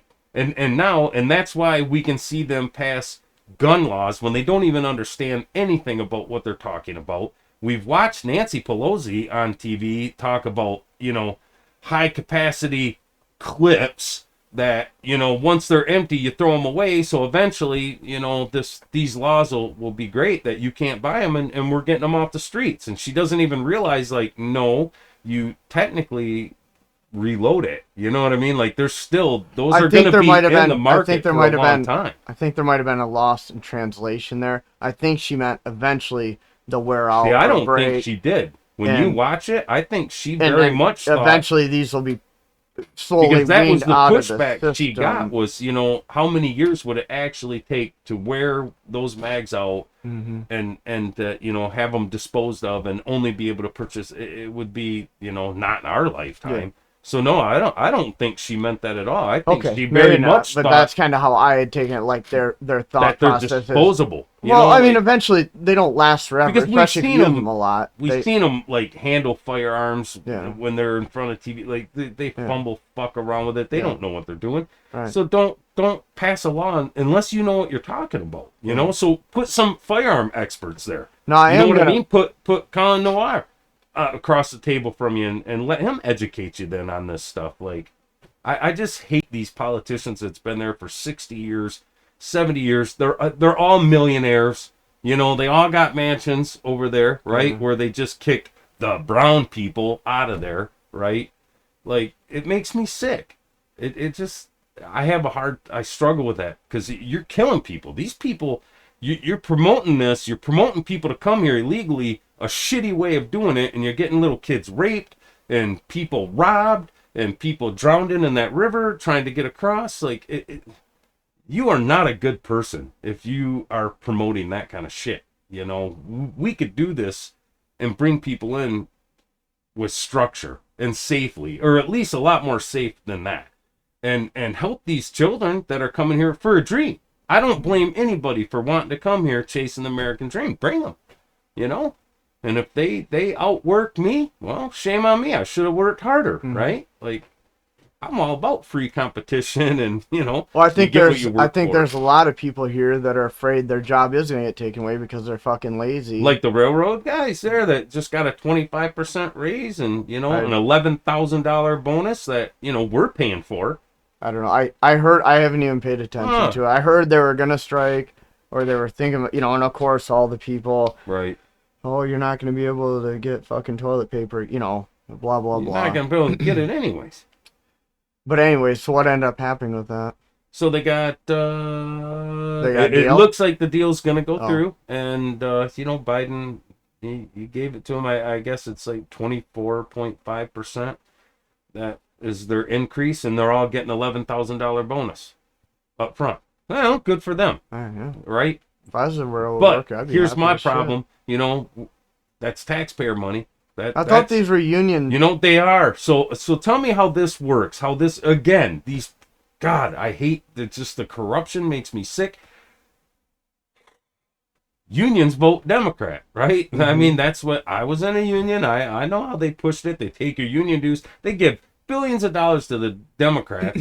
And then these are the guys that are negotiating with them. How is that even legal?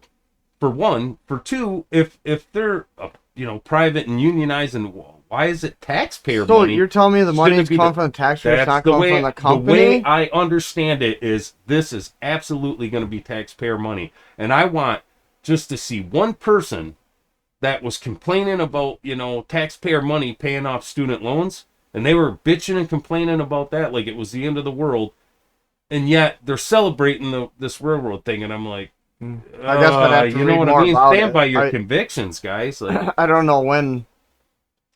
I don't. That's I guess the way I I don't understand it. Yeah. And you know, and I'm not an expert. I'm not. Hmm. I'm not. But the way I understand it is, it's taxpayer money. You're gonna pay for it. I'm gonna pay for it. And you know, there's a lot of other people that are not getting. You know, this is why Here's what I don't have a problem. What understand about about Social that. Security? These senior citizens, and they're getting a 6 or 8. I think it's 8%. Yeah. That they're gonna get 8%, not 25. Yeah. You know, inflation right now is somewhere between 13 and 30. Like, I understand why the railroad I think it's more wanted it. complicated. Again, I don't know enough about this, but I don't know when the last time they negotiated a contract, and Right. if they had. Sure, I don't maybe know it's been that, 10 years you know. since they've gotten any kind of boot. I don't know. I heard it was like 4 years, but I don't know. I Yeah. haven't researched it, so I'm not gonna. Because that's my problem is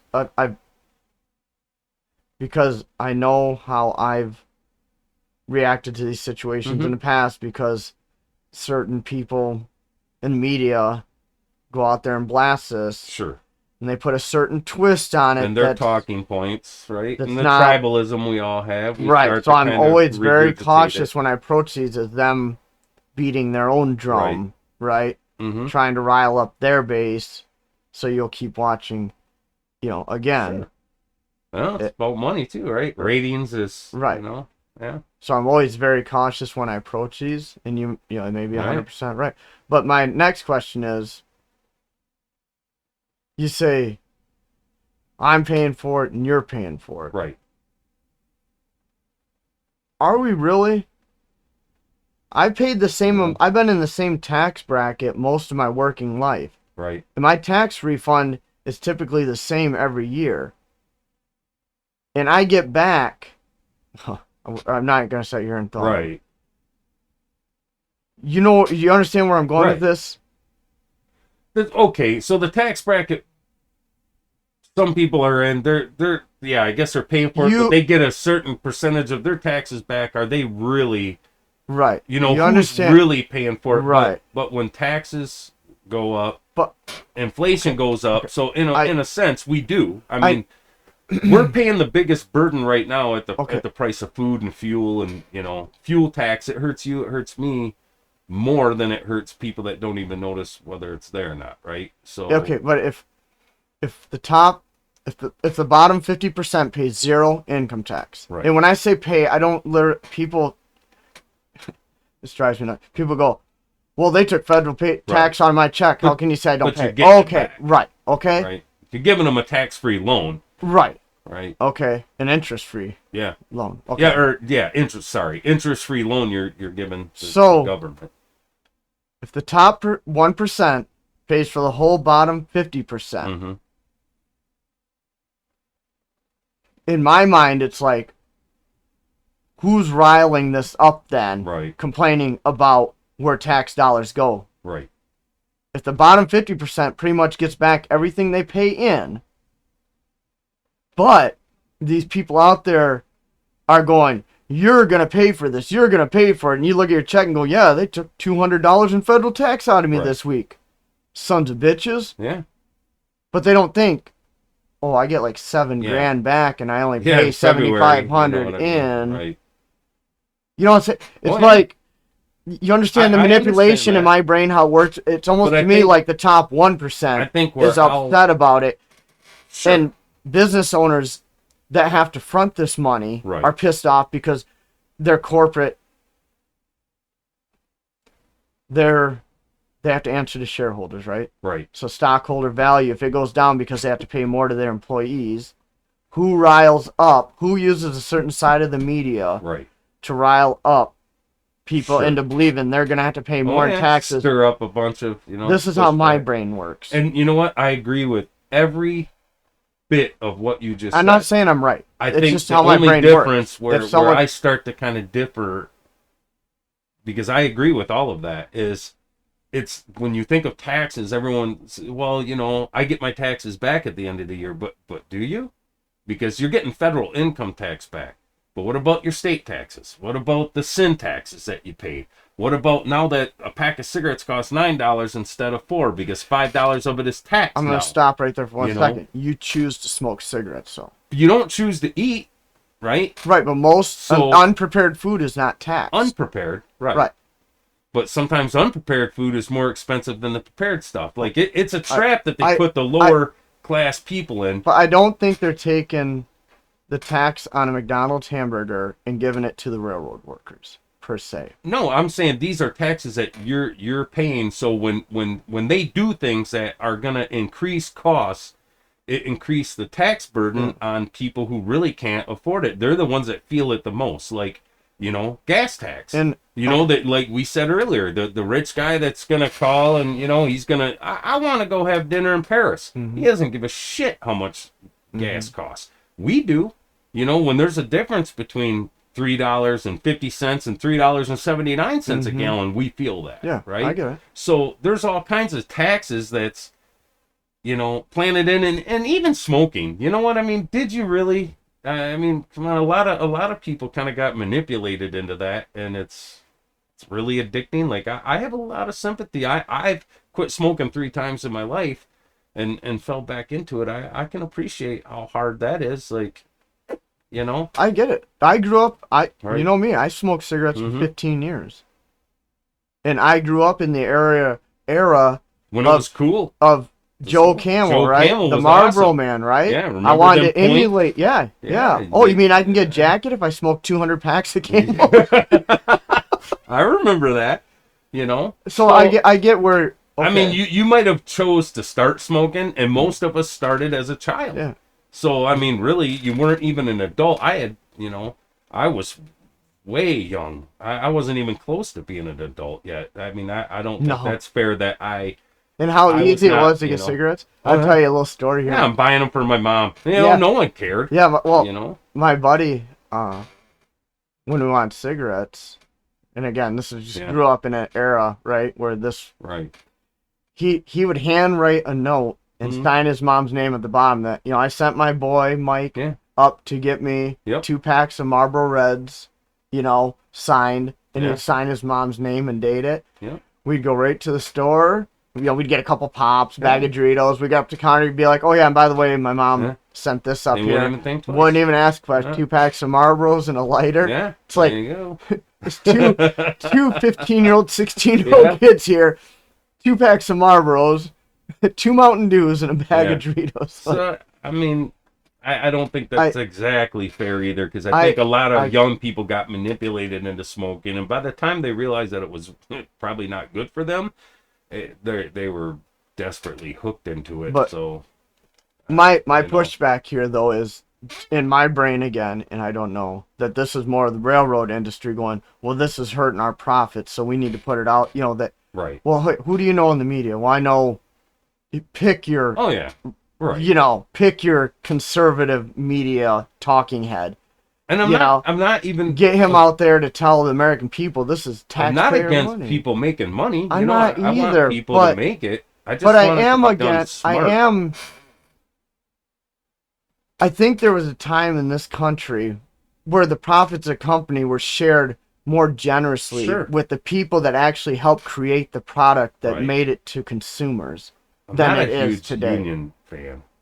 I have no problem with it. I've belonged in a couple of unions, and to me, it just did not really seem to, I think it... I still think overall union employees make more money and have better benefits. Sure. And again, I think this is another...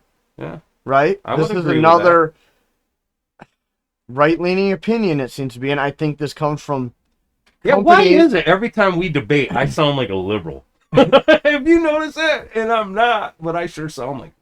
Companies go out there and they get these people that are really conservative to convince the American people that unions are bad. And I think these are big companies out there trying to convince people that unions are bad, and you making more money and having better benefits because it's going to come off our bottom line's bad. No, I think that, some of the results like that, you have better benefit package, you have more days off, a higher rate of pay.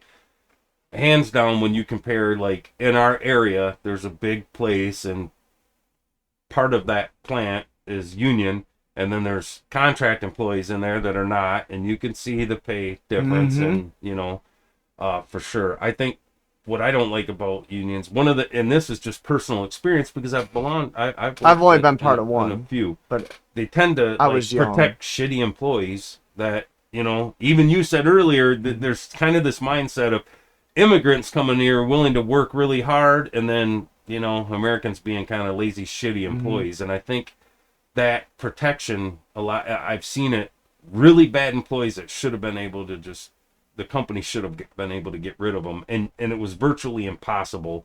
And they learn the rules, man, and they go right to the edge constantly and just make life miserable for coworkers, miserable for management.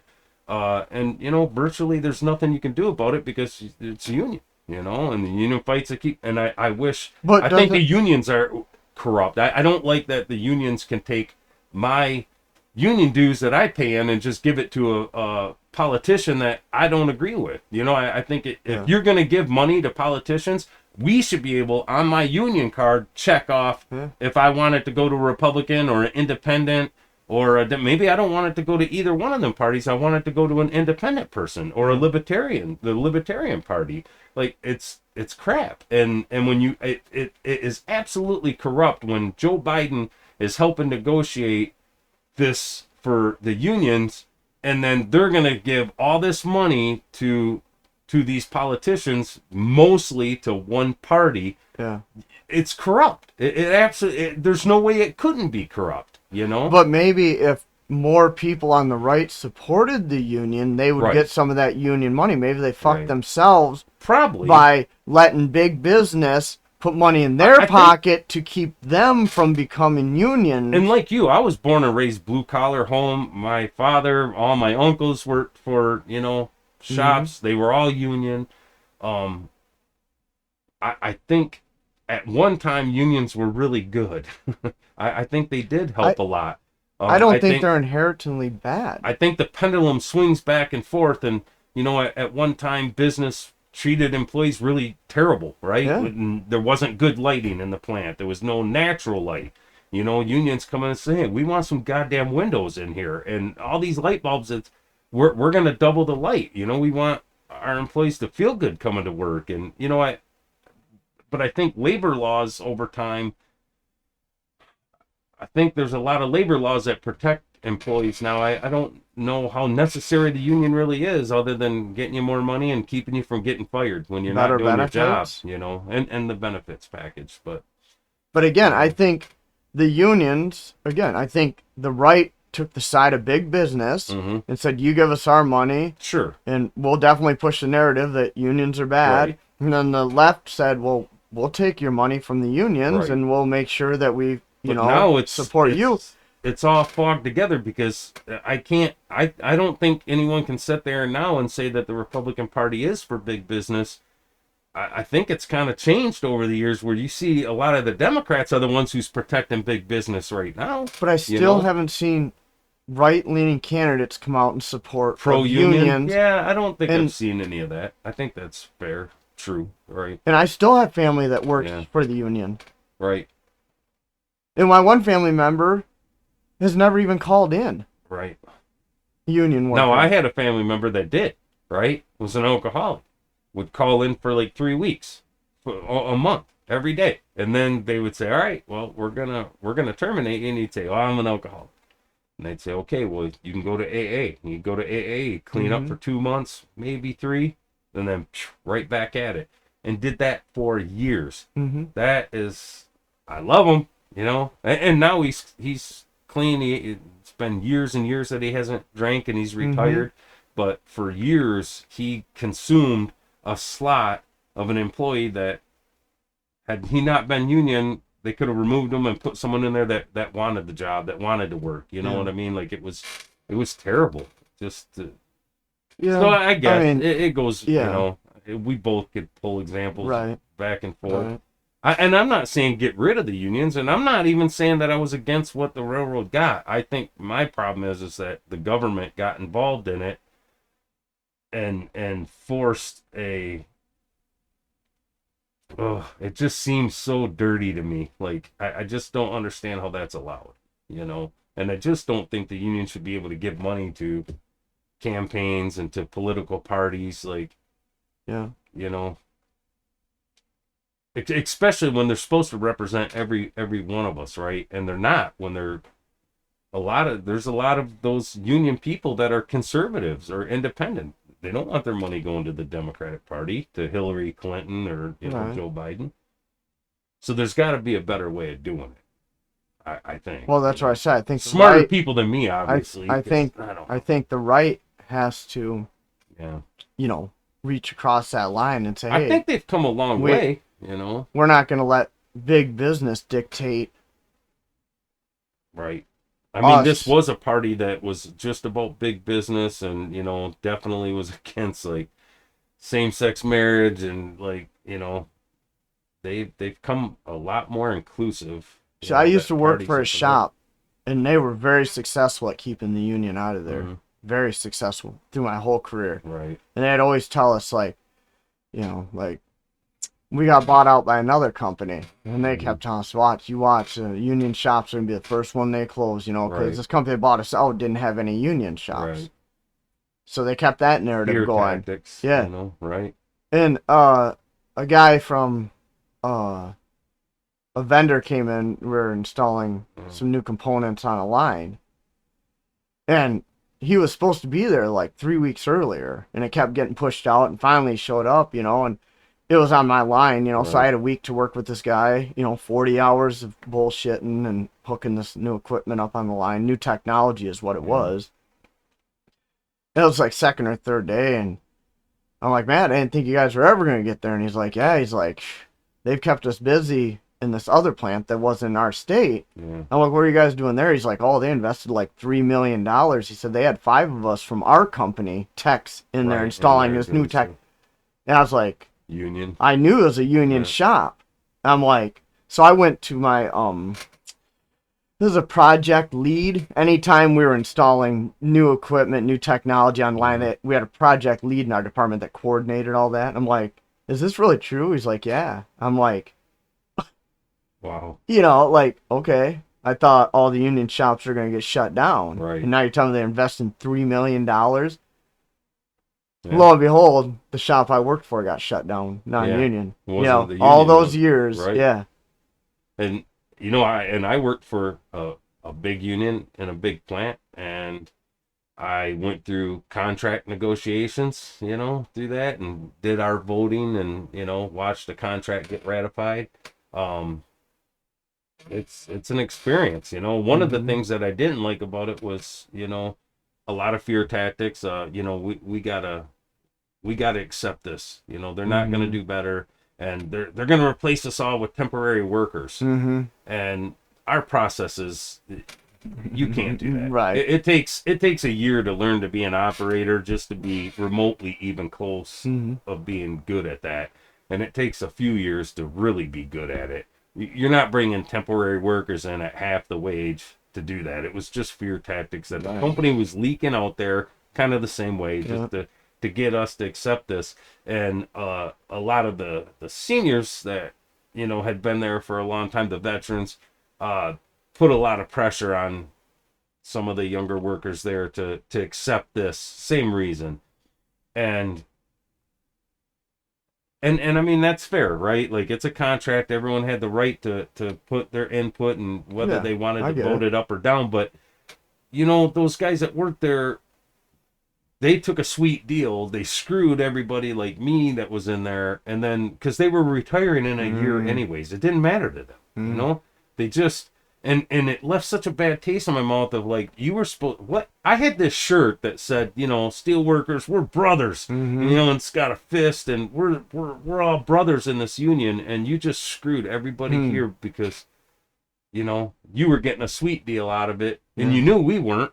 And you put pressure on everyone to, why didn't you stand with us? Right. We could have gotten a lot better deal, and they knew we could have. They just didn't want to fight for it. And I just thought, man, unions, you would think there'd be a better way of doing this sometimes, but but again, it was a good job. It was a good wage, good benefits package. I had no complaints on that end. Just some experiences I had that just weren't the greatest. Yeah. And I'm not anti-union. No, I just,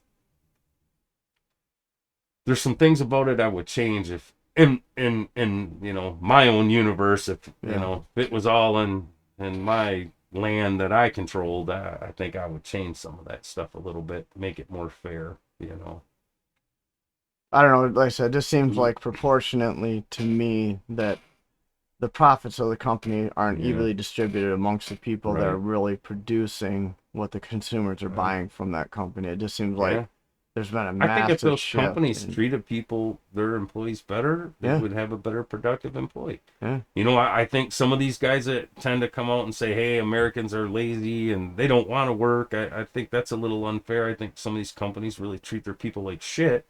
And, you give everyone beneath you a bad attitude, how hard do you think they're going to work? Which we did have that conversation in one of the other podcasts about the carrot and the stick. And, how about you don't get a raise this year, but somehow the bosses, two of them bought new trucks. Yeah. It's like $500,000 bonus. They just magically dropped in enough income that two of them simultaneously bought new trucks. Wow. Around the same time we'd normally get raises, but none of the normal employees got raises this year. So what do you think you're going to do to production in your company when you treat people like that? So Yeah, if I had my own company, if I had a place like that, I would treat the people great. Yeah. I would, inspire people to work hard and then reward them real well for it. Because, like, I'm not against people making a lot of money. I want people to get rich. As I long want to as see people get rich. So I'm as like, long as what? you're They did it. I can do it too. as long as you're compensating the people that are helping you Right. become wealthy and Sure. not taking advantage of that situation. Right. Like, well, they'll be happy with Yeah. Breadcrumbs. Yeah. Yeah, I hate that too.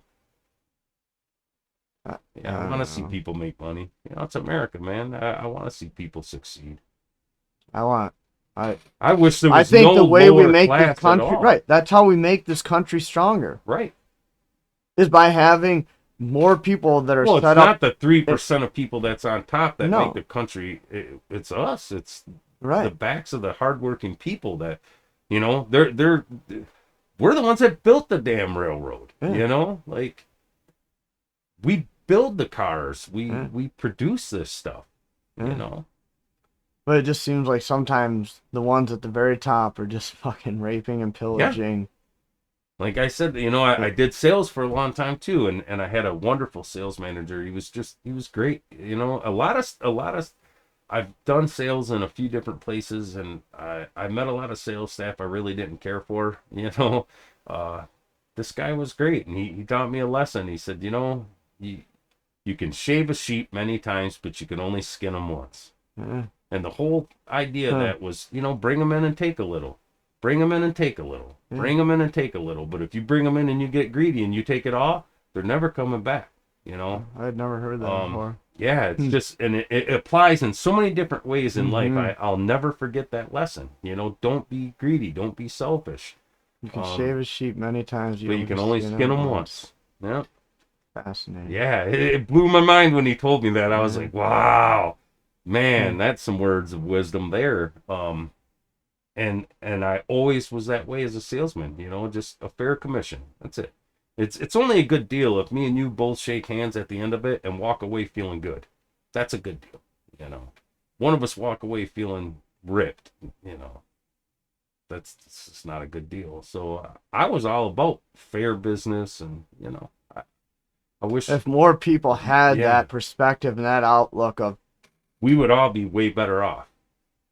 You'd be making money. God and forbid then you gotta buy a and, used car. Right. The shit show scam job, the manipulation, high pressure sales. I've watched what kind of payment are you trying to get into? It's not about I want to spend this. Well, what about the payment? Right. Because then they can get in the fuzzy math, right? Stretch it out for 8 years and yeah. People don't pay attention to the term or the interest rate that this guy, because I'll show you a better way more car than for you the can same afford. Price that you're paying monthly. Yeah. For the vehicle you have right now. Except you're gonna pay on it for 8 years, and then you're not gonna pay it off because it's gonna go to shit and sticks, and you're gonna have to trade it in. Because hey, look you're gonna get way better gas mileage on this than what you're getting in your car. No, gas is kind of high. Before when there was a gas spike. That's I would like something better on fuel. Not even understanding that, but now you're underwater $3,000 because this car wasn't paid off yet to get this car, and now you're going to be paying on this car for 4 more years than you would have on that. How much I don't know, $4,000 would have bought a lot of gas. That's what I was just thinking. So that's what I was just thinking. How much gas sales can be a little slimy sometimes. You taught me a lot about dealing with used car salesmen. Oh yeah. Yeah. Yep. Because there's definitely some ways you just if you want to come out with a fair deal, there's just a path you got to travel. Because man, they'll pull you into all kinds of bad shit. Yeah, and you taught me never be in love with anything. Nope. Never have your mind set on anything, and stick to what you want and what you can afford. Yep. You go in there and they're like, if you see a truck and you can afford that $8,000 truck, what kind of payment? What kind of payment? I could get you into this. All you have to do is add another year, and you just got to be like, willing to walk away. Right. And that's what I learned from you. And I always walked away, even if I came and I knew in my mind, okay, I'm done. This is what I want. I like that. I'm gonna buy it. I'd always walk away. I'd buy it tomorrow. because I want to give myself just a second to be out of that situation and really just kind of absorb it all and make sure that this is something I really want, you know, and not something that someone tried to convince me that I wanted, right? So it's the art of the deal, you know, and sales was fun, you know, like trying to separate people from their cash, and it's not always easy. You know, just silly things that I learned. I'll give everybody a little trick. So when you sit down and you're negotiating a deal, no matter whether it's for a car or anything, and that salesperson gives you their best price and they slide the paper over, he who speaks first loses every time. So if I slid that paper over to you and you looked at that price and then you said, well, you know, I already have control of the deal now. You know, you're already negotiating from a weaker point. And sometimes as a salesperson, you would write down your best deal and then you'd slide it over to them and then you just stare at them. And it's uncomfortable, I admit. You know, 4 seconds of silence seems like 4 minutes. And you're just waiting for someone to break. And if you're looking at me and I go, well, you know, that is, but, you know, come on, you this has leather. See, now I'm already negotiating from a weaker point. You have control of the deal then.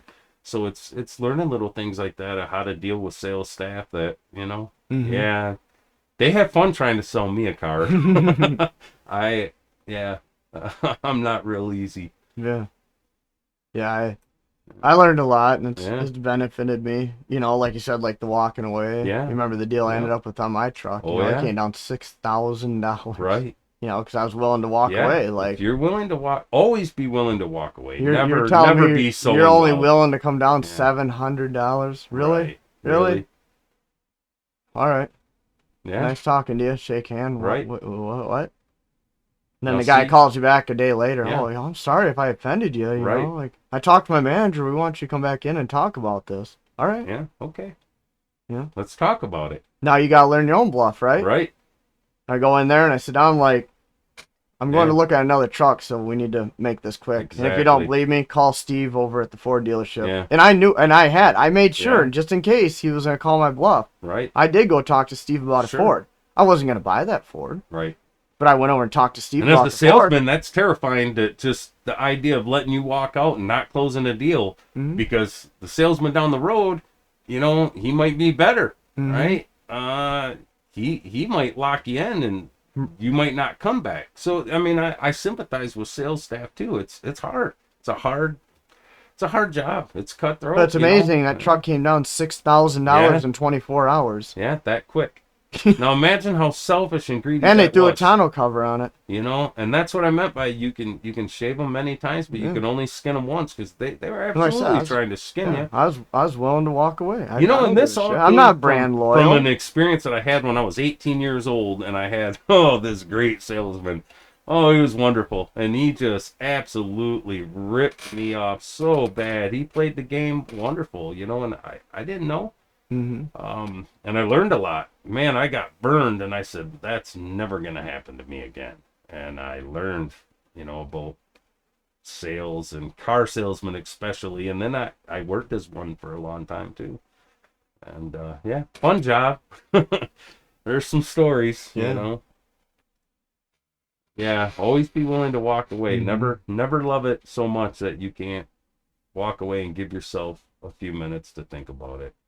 It'll be there tomorrow. And if it's not, they can find the same exact one. They'll buy it out of an auction. How many of those? That's not the only one ever made with that trim package. They'll get you that deal, you know. Yeah.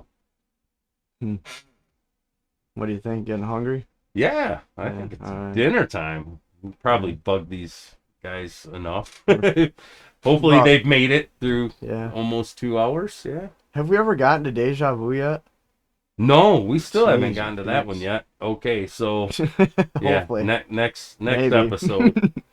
Maybe. You know. Yeah, it was a good one though. Yeah, I think we kicked it back and forth pretty hard. Yep. Huh? Yeah. I'm sure we'll have plenty to talk about next week. Sure. All right. Like, share, subscribe, rate. Yep. I'll talk to you guys later.